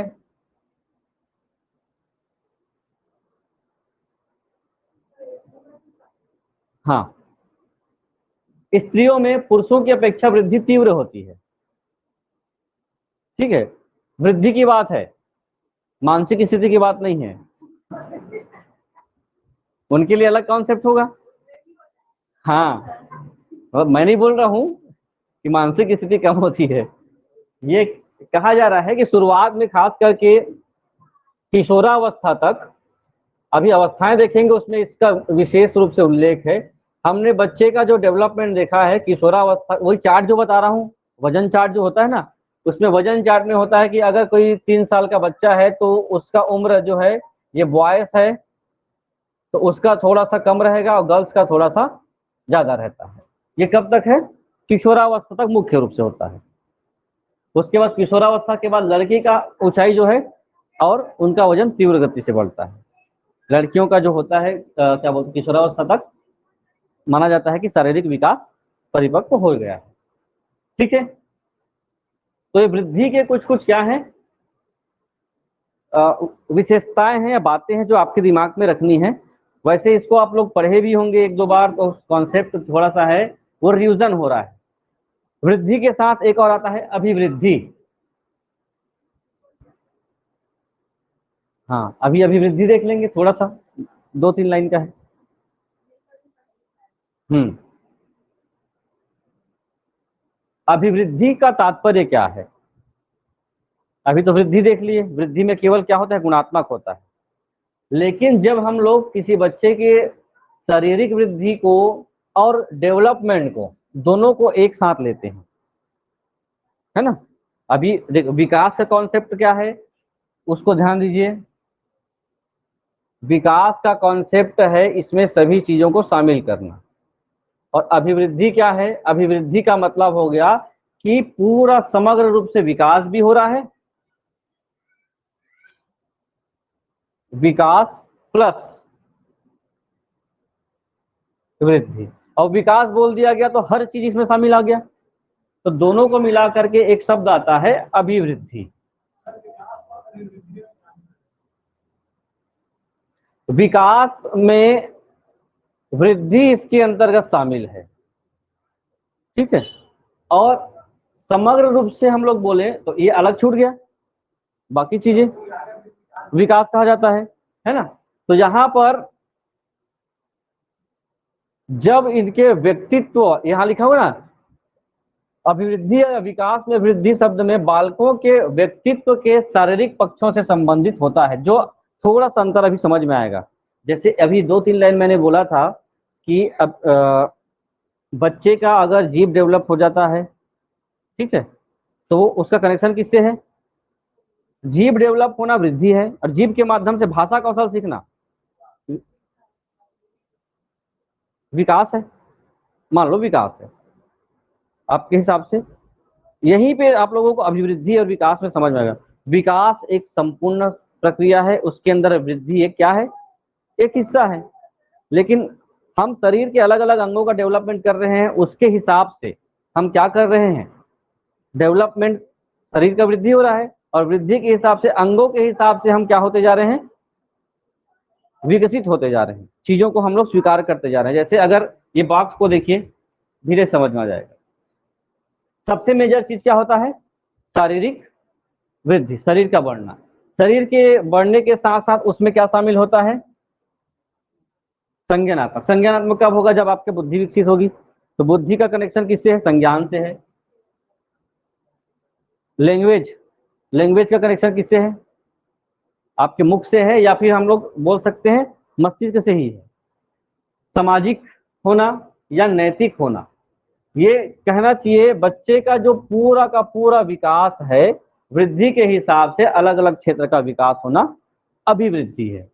दूसरी भाषा में यही कुल मिलाकर के विकास और वृद्धि को दर्शाता है। कहना चाहिए कि इसका कोई विशेष अर्थ नहीं है। अभिवृद्धि मतलब हम डेवलपमेंट पढ़ लिए तो अभिवृद्धि पढ़ा ही गया, है ना? तो यही बात, यही तो लिखा हूं ना यहाँ पर। देखिए, जब हम किसी भी बच्चे का व्यक्तित्व, व्यक्तित्व मतलब पर्सनालिटी, पूरा पर्सनालिटी, और उसके हिसाब से उसके फिजिकल पक्ष को, तो एक शब्द इसीलिए लिखा गया है, विकास और वृद्धि मिलकर के क्या बनते हैं? अभिवृद्धि। ये इसका कीवर्ड है, ये समझ जाइए। यहाँ उसका कनेक्शन शरीर के किसी न किसी हिस्से के हिसाब से वो होगा, पर्सनालिटी का कनेक्शन। और विकास एक बहुआयामी कॉन्सेप्ट है। फिर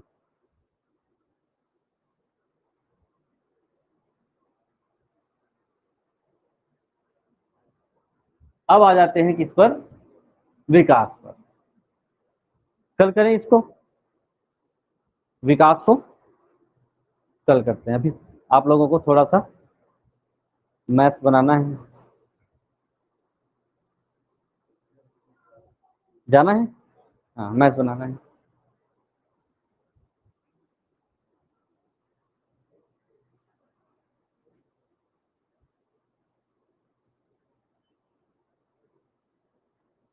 प्रॉफिट लॉस, लाभ हानि मैथ्स में थोड़े से बड़े प्रश्न हैं। हमने एक प्रश्न छोड़ा था, और क्वेश्चन छोड़ने बना ही रहे थे और लाइट ऑफ हो गई थी, तो क्वेश्चन छूट गया था। उसी को हम लोग देखते हैं।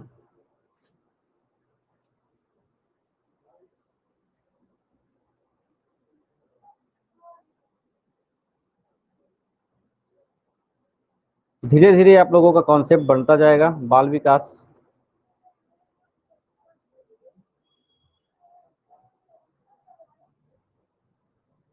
प्रॉफिट लॉस,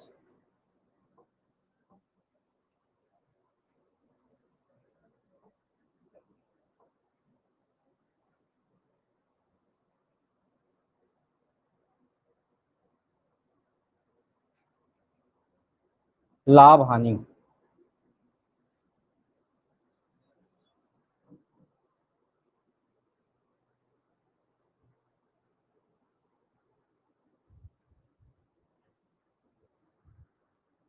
देखा,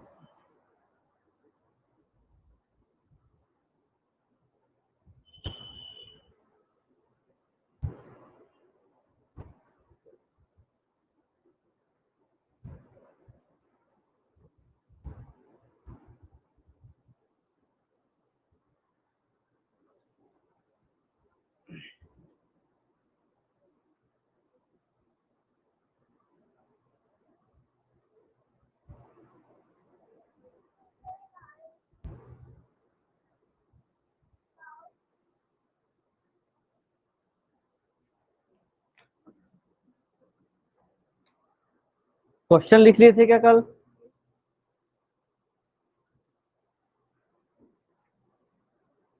एक व्यक्ति 2 घड़ी 1500 रुपये में खरीद कर,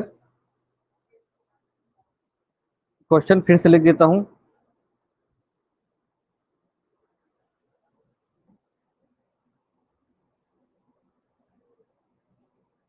एक व्यक्ति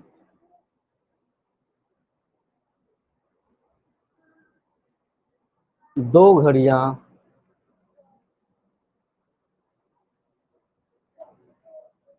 1500 में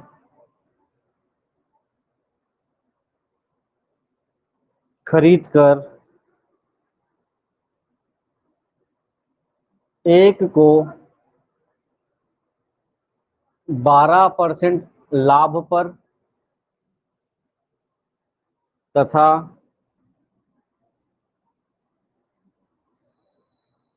दूसरे को 18% लाभ पर बेच देता है।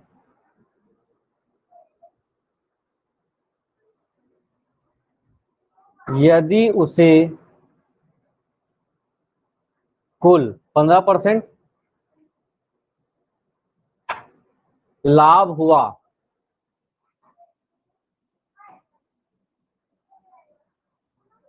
तो क्या लिखा है लास्ट में, 15% लाभ हुआ तो घड़ी का अलग अलग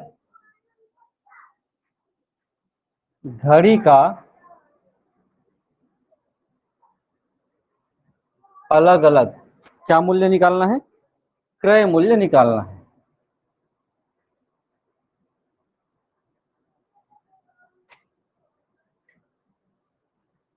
तो हमने किस पद्धति का उपयोग किया था, एक को 12% लाभ और दूसरे को 18% लाभ। जब दोनों को बेचा जाता है तो दोनों मिलाकर के उनको कितना परसेंट लाभ होता है, 15% लाभ होता है। ये किए थे। अब हमने 15 में 12 घटाया था तो 3 और 18 में 15 घटाया था तो 3, ये हुआ था 3 और 3, है ना।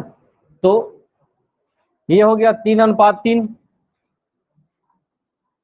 अब मान लेते हैं प्रश्न में क्या दिया है,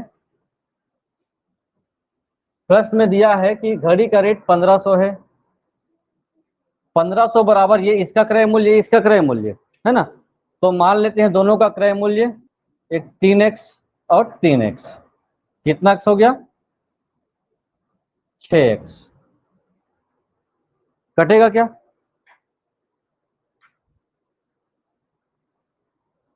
x बराबर 1500 भागित 6, x का मान कितना आएगा 200, x बराबर 250। क्योंकि क्रय मूल्य निकालना है तो क्रय मूल्य हो गया 12% लाभ पर कितना 3x और 18% लाभ पर भी 3x। तो दोनों का रेट कितना हो जाएगा, 250 में x का गुणा कर देंगे तो कितना हो गया 750, 750। ये कल आधा हुआ था, इसलिए देखिए जब भी आप लोग क्या करेंगे घड़ी का मूल्य या एक प्रश्न को फिर से आप समझते हैं, है ना, क्या कहा गया था, ये आधा था, उसके हिसाब से मैं कल देखे थे। 2 घड़ी कितने रेट का है नहीं पता, लेकिन दोनों के पैसे को हम लोग जोड़ते हैं तो कितना रुपया मिलता है, 1500 में हमने क्या किया है, उसको बेचा है, 1500 में क्या किया है, खरीदा है। लेकिन हमने उसको कितने में, एक पहला घड़ी कितने में खरीदा है, दूसरा घड़ी कितने में खरीदा है नहीं पता है, लेकिन खरीद के लाए हैं। अब उसको नहीं जमा तो बेच दिए, पहले घड़ी को बेचे तो कितना परसेंट लाभ हुआ, पहले घड़ी से लाभ कितना हुआ है 12%, और दूसरे से लाभ कितना हुआ है 18%। और दोनों को हम लोग देखते हैं तो कुल मिलाकर के 15% लाभ होता है प्रश्न के हिसाब से। तो हमने क्या किया, एक कॉमन इस प्रकार से संरचना बना करके 12 में 15, जब भी ऐसा होता है छोटे से बड़े में छोटे कम करना है, 3 आएगा, यहाँ लिख दिए 3। ये किसका हो गया, पहले घड़ी का, है ना, उसका है ना, और ये हो गया दूसरे घड़ी का, दोनों में आया 3 3। तो ये 3 3 जो आया है ये क्या है, क्रय मूल्य है। अब इसको हम लोग क्या मान लेते हैं, 3x, ये अनुपात में है ना, 3:3 में है ये। जब 3:3 में है तो दोनों को हम लोग जोड़ते हैं तो 1500 होना चाहिए। दोनों घड़ी का जो क्रय मूल्य है क्या है, दोनों घड़ी का क्रय मूल्य 1500 है और अनुपातिक रूप से कितना है, 3:3 है। जब दोनों अनुपात बराबर है तो लगभग यहीं से आप लोगों को उत्तर निकाल लेना था। जब ये 3:3 में है तो निश्चित रूप से ये 1500 को ये काटेंगे तो 1:1 होगा ना, आपस में ये भी कटेंगे ना, तो 1:1 होता, मतलब ये 1500 को बराबर आधा आधा बांट दो। अगर 1500 में ये 2 और 3 होता तो 1500 का हम 2 और 3 अनुपात में बांट दो, उतने में खरीदा गया होगा। नहीं आया समझ में?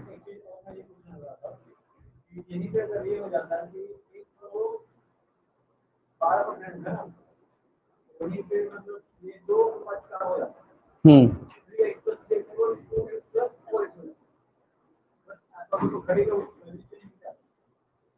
अगर ये क्या हो जाता, 6 हो जाता, ठीक है, तो 1500 में क्या करते फिर से, उसके बाद जो 250 रुपये आता तो ये इसको 2 से गुना करते, इसको 4 से गुना करते, ठीक है। प्रश्न में, प्रश्न में सेम है, सेम रहता, कोई दिक्कत नहीं है, प्रश्न में सेम। प्रश्न यही तो निकालना है हमको, ये नहीं पता है कि जो 2 घड़ी हम खरीद के लाए हैं वो कितने रुपए का है, एक सस्ता वाला है एक महंगा वाला हो सकता है। चलिए दूसरे प्रश्न में आपका थोड़ा कॉन्सेप्ट बैठेगा फिर।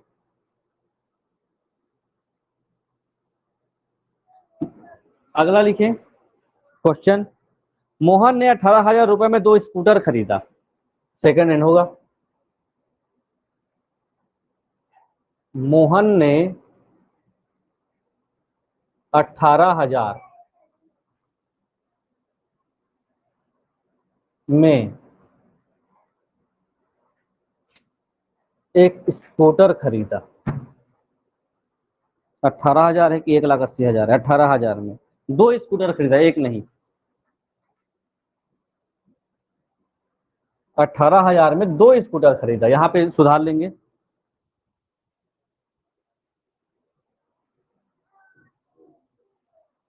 एक को 25% लाभ तथा एक को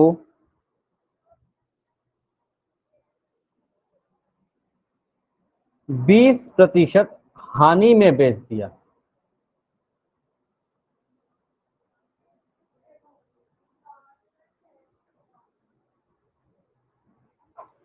इस प्रकार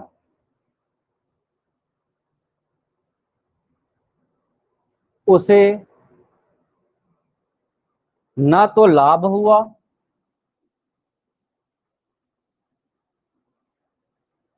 ना ही हानि हुई। अब ये परिस्थिति आ गई, निकालना क्या है, स्कूटर का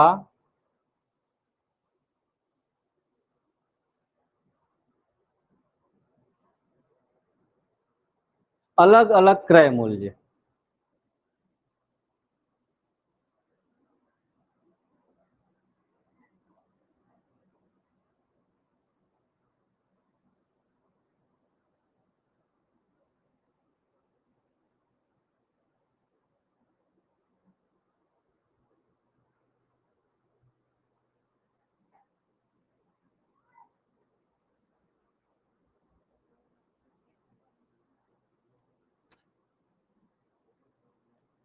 प्रश्न समझ में आ गया है?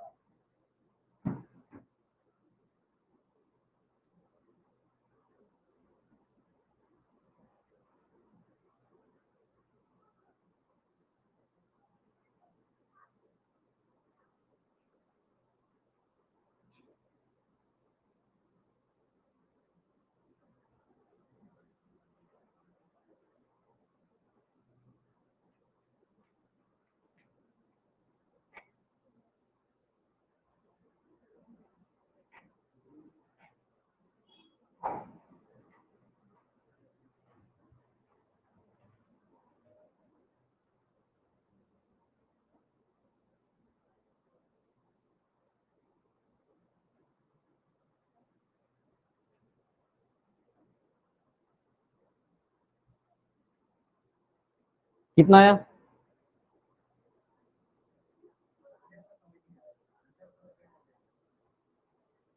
जो भी लॉजिक लग रहा होगा वो लगाएंगे, है ना। मैं पद्धति बताने वाला हूँ, तरीका बताने वाला हूँ। लॉजिक क्या है कि तरीका क्या हो, मान के चलो अभी प्रश्न ये लिखा हुआ है, प्रश्न को समझ रहे हो कि नहीं, पहली बात ये बताओ, प्रश्न क्या समझ रहे हो? अब प्रश्न समझ में आया कि नहीं आपको? नहीं आया? मैं व्यवहारिक प्रश्न बताता हूँ आप लोगों को। आप कहाँ गए? कबाड़ी दुकान, ठीक है। स्कूटी की आवश्यकता थी, आपने देखा स्कूटी और मोल भाव किया और ले लिया। फिर एक और अच्छा स्कूटी दिखा वही कबाड़ी दुकान में, उससे अच्छा था, तो आपने उसको लेना चाहा लेकिन वो मना कर दिया, तो आपने दोनों को ले लिया, ठीक है। कितना स्कूटी ले लिया? 2। और आपने पैसा दे दिया, दोनों का दे दिया। इधर नहीं आना। जब पैसा दिया तो कितना रुपया दिया उनको? 18,000। अब घर लाने के बाद पता चला कि दोनों स्कूटी नहीं चलते हैं ठीक है। अब आप लोगों के लिए व्यवहारिक प्रश्न बना रहा हूं मैं ना। दोनों स्कूटी नहीं चलते, तो जो पहले वाला आपने खरीदा था अपनी इच्छा अनुसार, उसको बेच दिया, और उसके लिए जो पैसा दिया था उसमें आपने फायदा कमा लिया। कितना फायदा हुआ? 25% जितना दिया रहा होगा। टोटल तो 18,000 दिए हो, लेकिन पहले के लिए कितना दिए हो ये केवल आप ही जानते हो, ठीक है। आपको जितना फायदा हुआ, दूसरे को बेचने निकले तो कोई लेने वाला नहीं है, घर में क्या करोगे रख के? उसको औने पौने में बेच दिया। उसमें क्या हुआ? आपको जितने रुपए में खरीदे थे 20% का घाटा हुआ। अब आपने देखा जिस इसमें भले भले ही आपको लॉस हुआ इसमें, लेकिन 25% का घाटा हुआ था, तो आपका जो पैसा है वो बराबर 18,000 रिटर्न आ गया, ठीक है। प्रश्न समझ में आ रहा है? तो इस पूरे लेन देन में आपको ना ही लाभ हुआ ना ही हानि हुई, ठीक है। तो आप बताना है कि पहले वाले स्कूटर के लिए कितना रुपये क्रय मतलब खरीदा था, कितना रुपया दिया था, और दूसरे के लिए कितना रुपया दिया था।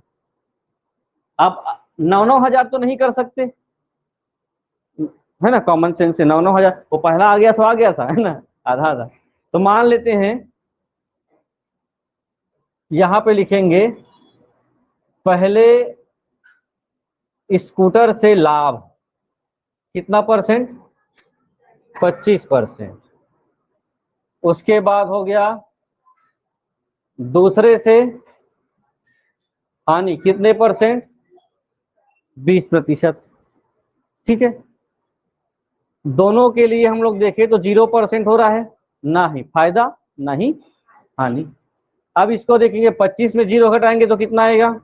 25। 20 में करेंगे तो 20। ये जो आएगा, हमने क्या किया है, तो कुल लाभ में इस लाभ को हम लोग अनुपातिक रूप से जब करते हैं तो ये आपको मिलता है क्रय क्रय मूल्य का अनुपात मिलेगा। लाभ से क्या मिल रहा है आपको? क्रय मूल्य। 25% लाभ में इतना परसेंट आपको ओवरऑल लाभ हुआ, तो आपका क्रय मूल्य निकला। अनुपात क्या है इसका?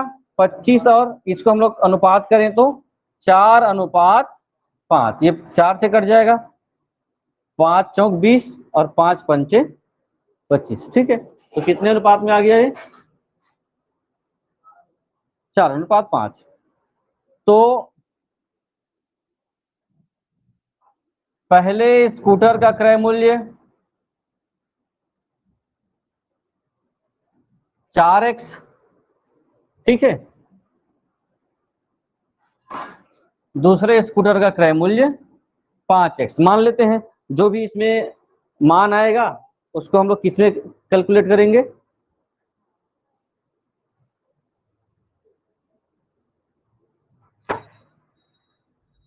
अरे लड़का,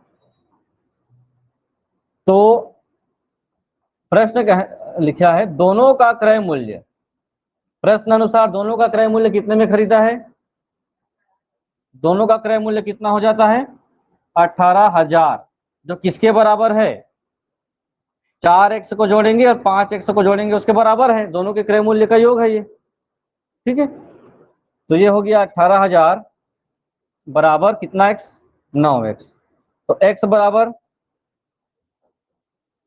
2000 है ना, 9 एकम 9, 9 दूनी 18। अब x का मान, तो पहले स्कूटी का क्रय मूल्य, इधर मत आना जी फिर गिर जाएगा, यहीं पे आता है, उधर जा। पहले का क्रय मूल्य 4x बराबर 4 गुना 2000, कितना हजार आ जाएगा, 8000। दूसरे का क्रय 5x 5 गुना 2000, कितना हजार, 10,000। तो दो हैं, दोनों के अलग अलग रेट हैं। तो 8000 वाले में आपने क्या कमाया, 25% लाभ कमाया। और दूसरा स्कूटी में आपने क्या किया, 10,000 में खरीदा था लेकिन उसको कम में बेचना पड़ा, 20% का लॉस हुआ। जाना है क्या?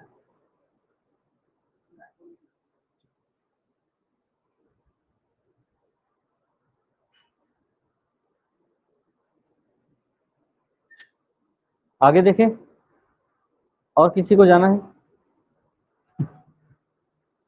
चलिए आज मौसम ठीक है, अगला प्रश्न देखते हैं, लिख लिए होंगे तो।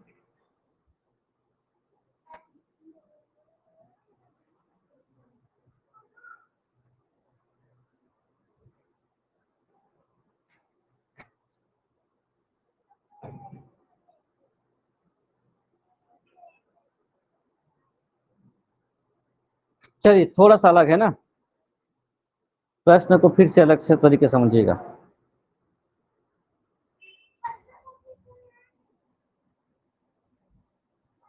एक गाय और एक घोड़ा, एक गाय और एक घोड़ा प्रत्येक 12,000 रुपए में बेचा गया।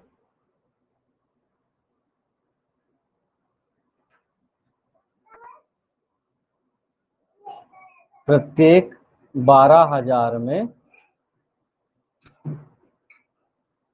बेचा गया।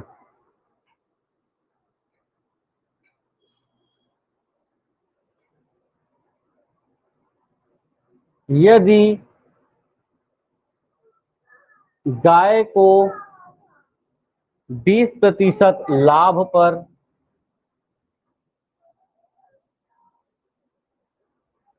तथा घोड़े को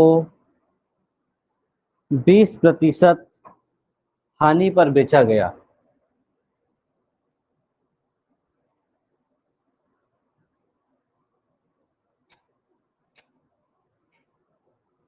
तो पूरे लेन देन में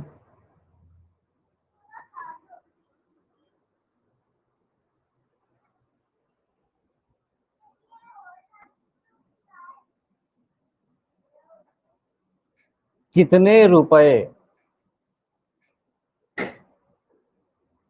लाभ या हानि हुआ है।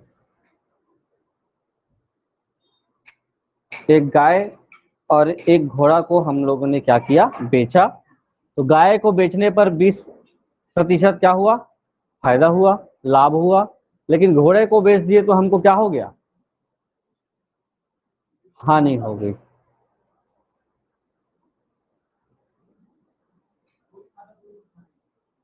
हम्म,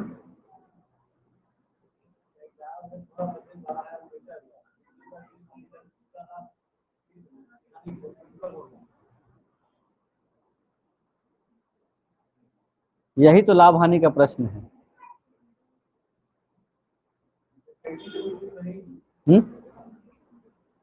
12,000 रुपये है ना। हाँ, हाँ तो पहले आप खरीदी मूल्य निकालोगे तब तो फायदा लाभ निकालोगे जी। अभी तो वो तो प्रतिशत में दिया गया है, 20 रुपए बोलता, एक में 20 रुपए का लाभ हुआ, एक में 20 रुपए का हानि हुआ, तो जीरो होता, बराबर है। अब परसेंटेज की बात है तो क्रय मूल्य तो अलग अलग होगा ही, वो तो विक्रय मूल्य है, उतने में खरीदा थोड़ी है, उतने में बेचा है वो। अगर खरीदा रहता उतने में तो अलग बात रहती। वो कितने कितने में खरीदा रहा होगा, इसको पहले निकालना है। आखिर गाय का रियल मूल्य कितना है, जितना में खरीद के लाया होगा, और घोड़े को कितने में खरीद के लाया था, ये पहले निकालना पड़ेगा। ये उससे अलग है ना, ये क्रॉस वाले में नहीं बनेगा, है ना। ये अलग लॉजिक लगाइए, क्रॉस वाले में कैसे रखोगे फिर। व्यवहारिक ढंग से सोचिए, आप सोचिए आपके घर में गाय है और घोड़ा है, और 12-12 हजार में बेच दिए हो, लेकिन घाटा हो गया एक में फायदा हुआ।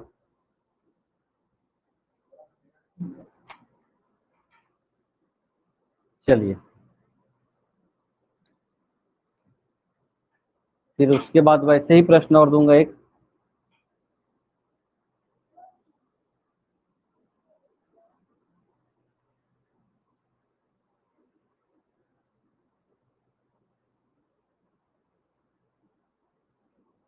बना दे क्या एक प्रश्न, प्रश्न को समझ तो रहे हैं ना सचिव जी, प्रधान जी, कुछ तो करिए।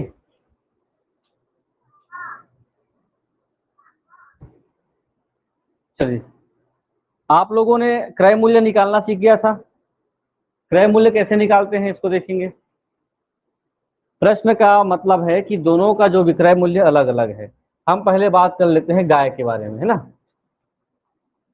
गाय का विक्रय मूल्य, विक्रय मूल्य का मतलब है कि उसको बेचा गया है तो विक्रय मूल्य होगा।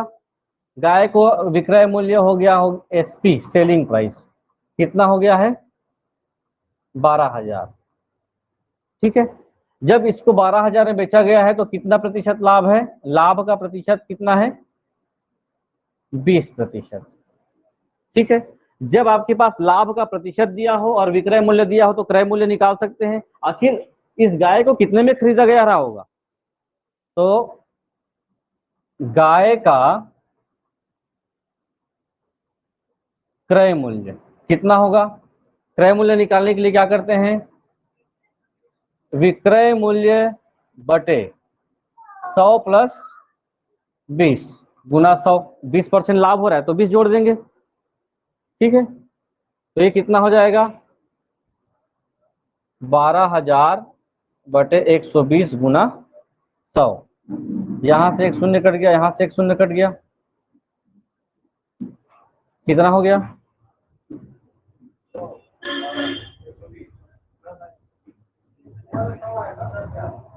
ये कट गया 12 कम 12, 100 गुना 100 कितना आया 10,000। 10,000 में खरीदा था, 20% लाभ में बेचा तो 12,000 रुपए में बेचा है वो। ये क्लियर हो गया। अब किसकी बारी आएगी,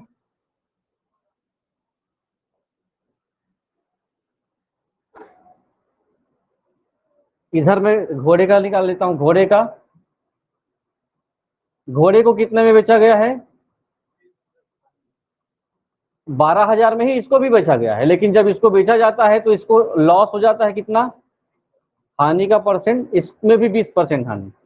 तो घोड़े का क्या विक्रय मूल्य क्या होगा, क्रय मूल्य, घोड़े का क्रय हो जाएगा विक्रय मूल्य गुना 100 बटे 80 हो जाएगा। 100 में 20 कम करेंगे तो 80 होगा, लॉस हुआ है तो। अब क्लियर होते जा रहा है क्या, 12,000 गुना 100 बटे 80, यहां से ये कट गया, यहां से ये कट गया, 120 आता है क्या 8 के पहाड़े में। चलिए कि काट देते हैं, 8 एकम 8, 8 पंचे 40, तो कुल मिलाकर के ये कितना हो गया 15,000। ठीक है, यहां पर लिखेंगे गाय और घोड़े का कुल क्रय मूल्य, कुल क्रय मूल्य में हो जाएगा 10,000 गाय का और 15,000 किसका, घोड़े का।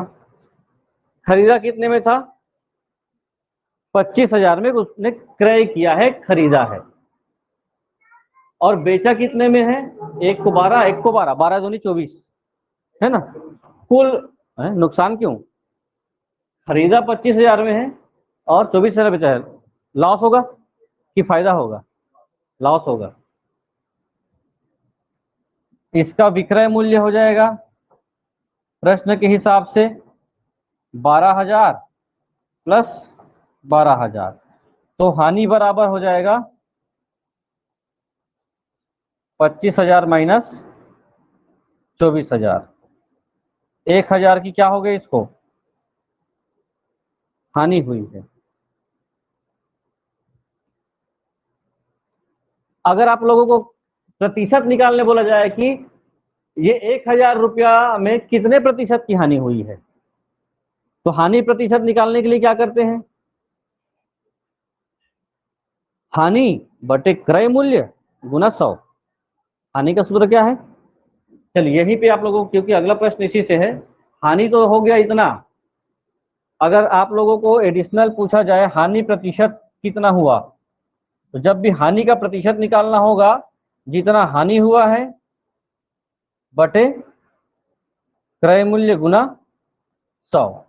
1,000 रुपए की हानि हुई है, क्रय मूल्य कितना है 25,000 गुना 100, 3 शून्य यहाँ से कट गए, 3 शून्य यहाँ से कट गए, 25 चौक 100। जब अगर परसेंट पूछे तो आप लोग इन दोनों को निकाल करके प्रतिशत निकाल सकते हो। इसका शॉर्ट ट्रिक भी होता है, प्रतिशत का एक रूल्स है ना शॉर्ट ट्रिक वाला, उससे।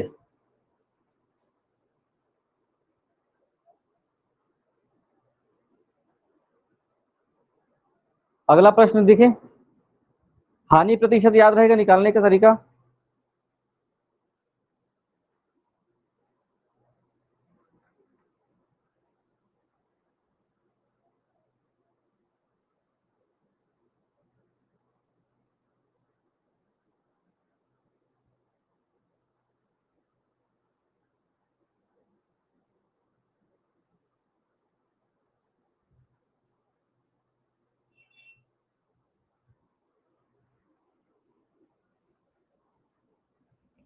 क्वेश्चन, एक व्यक्ति अपने 2 मकान को 15,000 रुपए में, 2 मकान को प्रत्येक को, है ना, एक को 15,000, एक को 15,000, प्रत्येक को 15,000 रुपए में बेचता है। पहले मकान में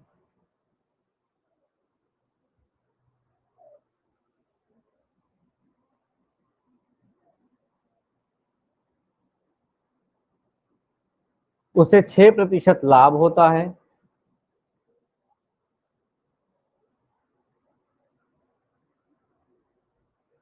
तथा दूसरे में 6% की हानि होती है।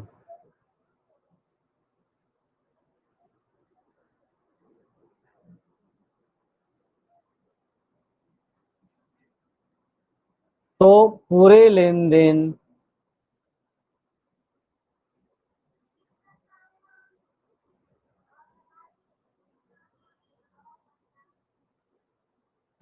में क्या होगा, अब दोनों में परसेंट दे दिया गया है, दोनों का अलग अलग क्रय मूल्य निकालिए।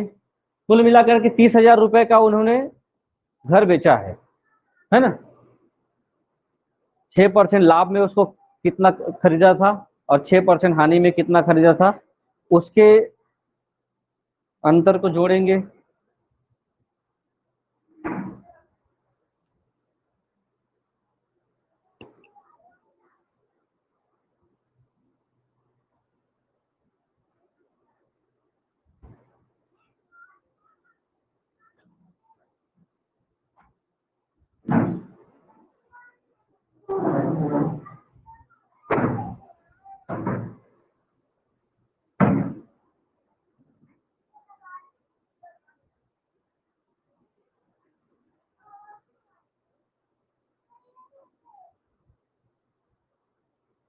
बनाते जाइए साथ साथ। देखिए, एक व्यक्ति के पास 2 मकान है, उन्होंने दोनों मकान को क्या किया है, बेचा है। दोनों को सेम रेट में बेचा है ना। एक को 15,000 में, दूसरे को भी 15,000 में। तो हम लोग बात किसका करेंगे, पहले पहले मकान का विक्रय मूल्य प्रश्न में दिया है। विक्रय मूल्य कितना है, 15,000। इस पर लाभ हो रहा है उसको 6% का। लाभ परसेंट बराबर 6। तो इसका क्रय मूल्य निकालेंगे तो क्या होगा, क्रय मूल्य हो गया, कॉस्ट प्राइस इसका 15,000 बटे 106 गुना 100। कटेगा क्या,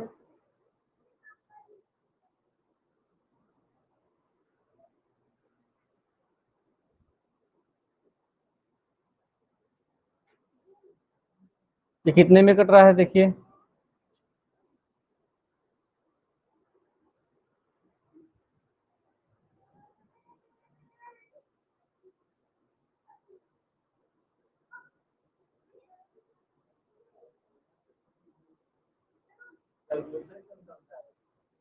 अगर कैलकुलेशन टप जाए तो इसके लिए मैं वही तरीका बताऊंगा, फिर शॉर्ट ट्रिक। ठीक है, उससे आप बना सकते हैं। शॉर्ट तरीका क्या है, ये कटने में बहुत ज्यादा दिक्कत होगा। एक जो पहला प्रश्न था उसमें आप आसानी से क्या कर सकते रहे, काट रहे प्रश्न को।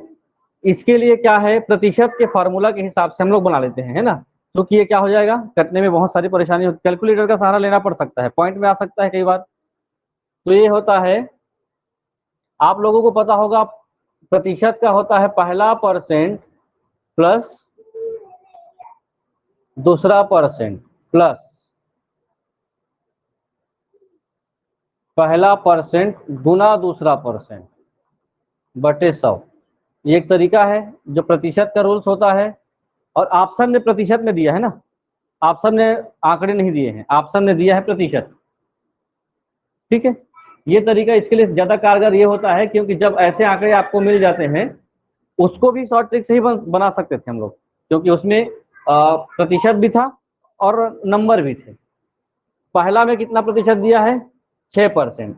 जहां पर लाभ होता है उसको प्लस में दर्शाते हैं, जहां हानि होता है उसको माइनस में दर्शाते हैं। तो पहला परसेंट 6 है और दूसरा परसेंट -6, ऐसा लिखेंगे। फिर ये प्लस का चिन्ह है, पहला परसेंट 6 है, दूसरा परसेंट कितना हो गया, -6 बटे 100। ठीक, ये दोनों आपस में क्या हो जाएंगे, कट जाएंगे। ये कितना हो गया, 36 बटे 100 माइनस आएगा, है ना, गुना होगा। तो अब ये इसको हल करते हैं तो कितना आ जाएगा, 2 अंक के बाद दशमलव, 0.36%, लेकिन किसमें, माइनस में। तो 0.36% क्या होता है, इसको हानि होता है। जो आप यहाँ पर ना बहुत ज्यादा लंबा फिर ये बनने वाला था। अब देखिए, इसमें 15,000 रुपया का कोई लेना देना नहीं है ना, क्योंकि दोनों का रेट सेम है। इस कारण से यहाँ आप दोनों के आंकड़े लिखने के लिए बच गए, है ना। ऑप्शन में यहाँ ध्यान दीजिए, ऑप्शन में यहाँ प्रतिशत बस दिया गया है, जो उत्तर दिया गया है इसमें ऑप्शन में प्रतिशत में दिया गया है प्रतिशत 0.36। माइनस में आएगा तो क्या होगा, हानि, प्लस में आता तो लाभ होता। 15,000 का उपयोग क्यों नहीं हो रहा है, क्योंकि दोनों का यूनिट सेम है, लाभ हानि का वैल्यू सेम है, तो दोनों आपस में वैल्यू आपस में ही कट गए, सीधी बात। तो ये तरीका है। उस वाले प्रश्न में भी अब 4% निकालने का, ठीक है, उसमें भी 4% निकल जाता। 4% कैसे आएगा, उसमें भी देखिए, एक में 20 था, एक में 20 था, और एक में 20 और 20, ये आपस में क्या हो गए, कट गए, है ना। और 20 हम 400 -100, तो 4% हानि वहां भी आया। ठीक है, वो उसका क्वेश्चन का ट्रिक है, 20 लाभ 20 हानि, तो 20 गुना 20 बटे 100, ऐसा उसको भी निकाला जा सकता था।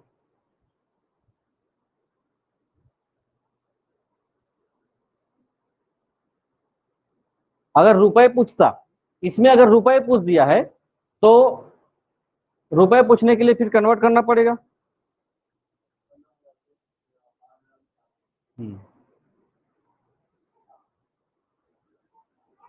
ये उसका है तो इस कारण से इसको हम हटा देते हैं, ये फिर बाद में इसको देखोगे तो कहाँ से आ गया बोले। एक प्रश्न और देखें, अभी टाइम है। अब ये नया कॉन्सेप्ट है,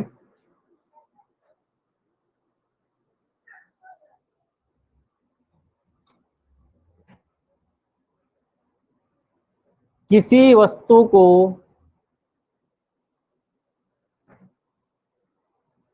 840 रुपए में बेचने पर हुआ लाभ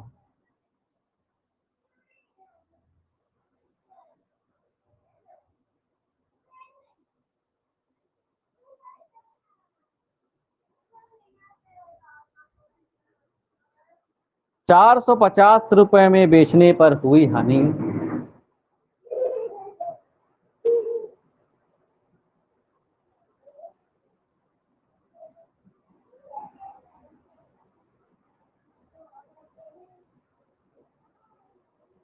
हुई हानि के बराबर है।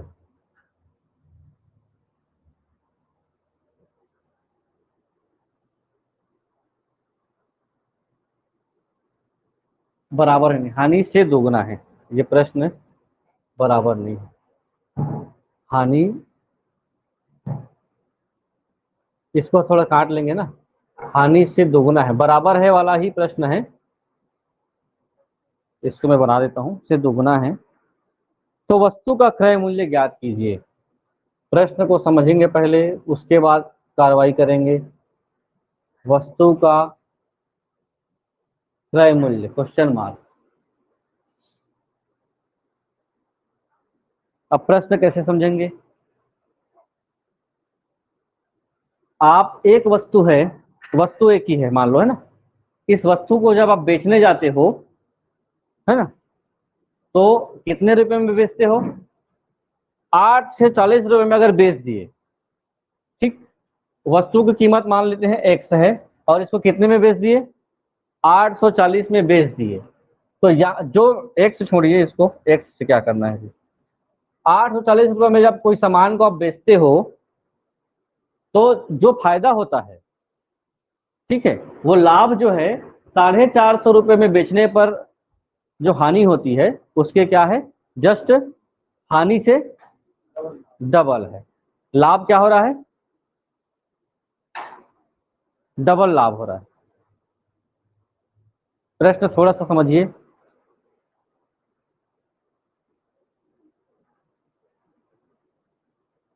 आपके पास एक घड़ी है ना, अगर उस घड़ी को कितने रुपए में बेचने गए, 840 रुपए में, दुकानदार है 840 रुपए में उसको बेच दिया, ठीक, तो जो 840 में बेचा, तो जो फायदा हुआ उसको, तो फायदा हुआ है मतलब रेट 840 से कम होगा, है ना, किसी चीज को बेचने पर आपको लाभ हो रहा है तो उसका खरीदी रेट तो कम ही होगा, ये थोड़ा लॉजिक लगाइए। तो वो जितने में बेचा और उसको जो लाभ हुआ, तो उसी को अगर वो 450 में बेचता, ठीक है, 450 में बेचता है, तो उसको वो जितना लाभ कमाया है, जितने में बेचा है, उससे डबल, हानि से डबल क्या हुआ है, लाभ हुआ है। एक समान रूप से देखिए, मान के चलो ये लाभ है और ये हानि है, ठीक है, ये लाभ है और ये हानि है। अब ये बताइए लाभ का सूत्र क्या होता है, इसी से क्वेश्चन बनाएंगे लॉजिकल। एक लाभ का सूत्र क्या होता है? क्रय मूल्य विक्रय मूल्य कुछ तो होता है, क्या होता है?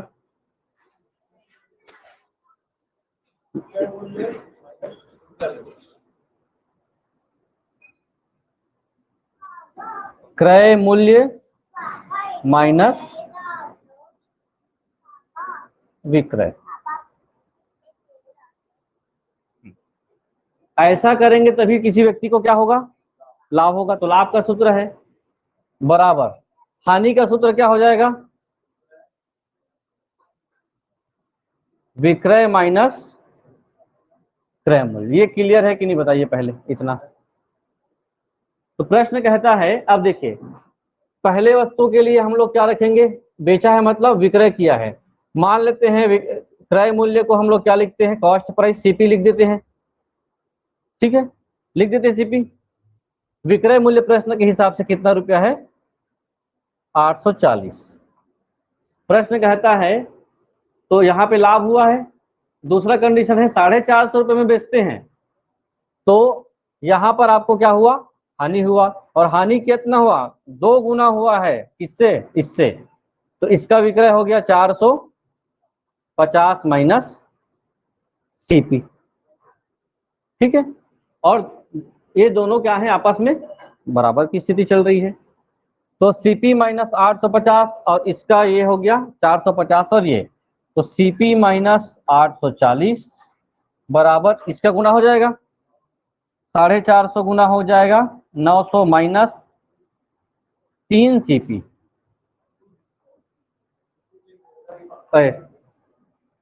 2 सीपी क्यों हो जाएगा? 2 एकम 2। अब अंक अंक एक तरफ और क्रय मूल्य एक तरफ। सीपी मतलब क्रय मूल्य है ना, तो इधर ये 2 सीपी को इधर लाएंगे तो सीपी पहले से ये वाला मौजूद है, ये माइनस क्या हो जाएगा? Plus 2 CP. इसको जोड़ेंगे ही बाद में। 2 सीपी 900 इधर है ही, ये माइनस इधर आ गया तो क्या हो गया? प्लस 840। ये हो गया 2 और 3, 3 सीपी। 900 और 840 कितना होगा? ये शून्य का शून्य, इकाई का दहाई का 4 है, इधर शून्य है, 4 हो गया। 8 और 8 16 और 1 17, 17 सीपी हो गया।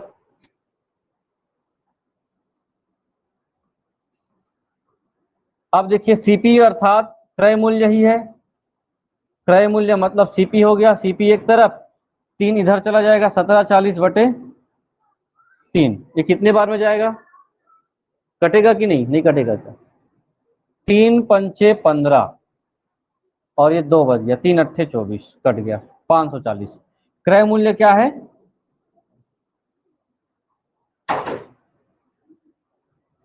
580।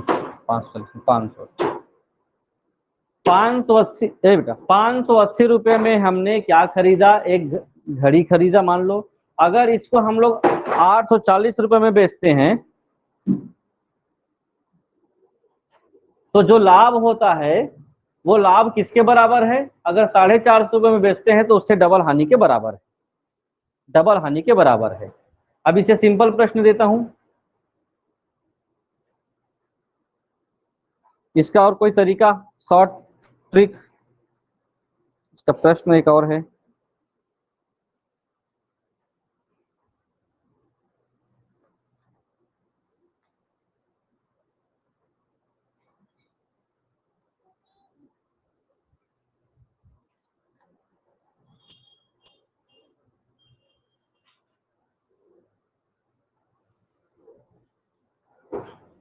ये हो गया क्या? अगला है एक घड़ी को, ये आप लोग बनाएंगे। अब एक घड़ी को, आखिरी प्रश्न है, कम से कम इसको बना लेंगे। 820 में बेचने पर, रुपए 820 में बेचने पर उतना ही लाभ होता है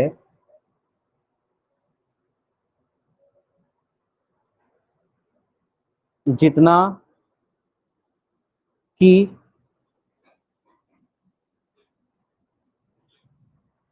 रुपए 650 में बेचने पर हानि हो,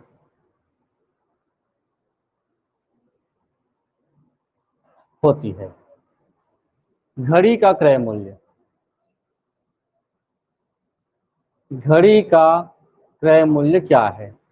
तो यहाँ फिर सिंपल तरीके से लिखेंगे, लाभ बराबर है, उतना ही लाभ हानि होता है ना, उतना ही होता है जितना हानि होता है, तो लाभ बराबर हानि।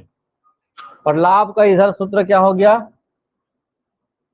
क्रय मूल्य माइनस विक्रय मूल्य बराबर है विक्रय मूल्य माइनस क्रय मूल्य। क्रय मूल्य प्रश्न में दिया है? नहीं दिया है। क्रय मूल्य की जगह सीपी लिख देते हैं, कॉस्ट प्राइस माइनस विक्रय मूल्य 820। ये इधर का विक्रय मूल्य कितना है? 650 माइनस सीपी। अब यहां से तो बना सकते हो, पक्षांतर करिए, अंक अंक को एक तरफ, संख्या संख्या, और सीपी सीपी, सीपी मतलब क्रय मूल्य को एक तरफ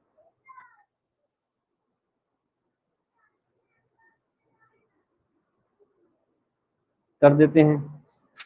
ये इधर का सीपी यहाँ मौजूद है, ये सीपी माइनस में है तो आएगा तो हो जाएगा प्लस, और ये 650, ये माइनस 820 इधर आ जाएगा तो ये हो जाएगा 820।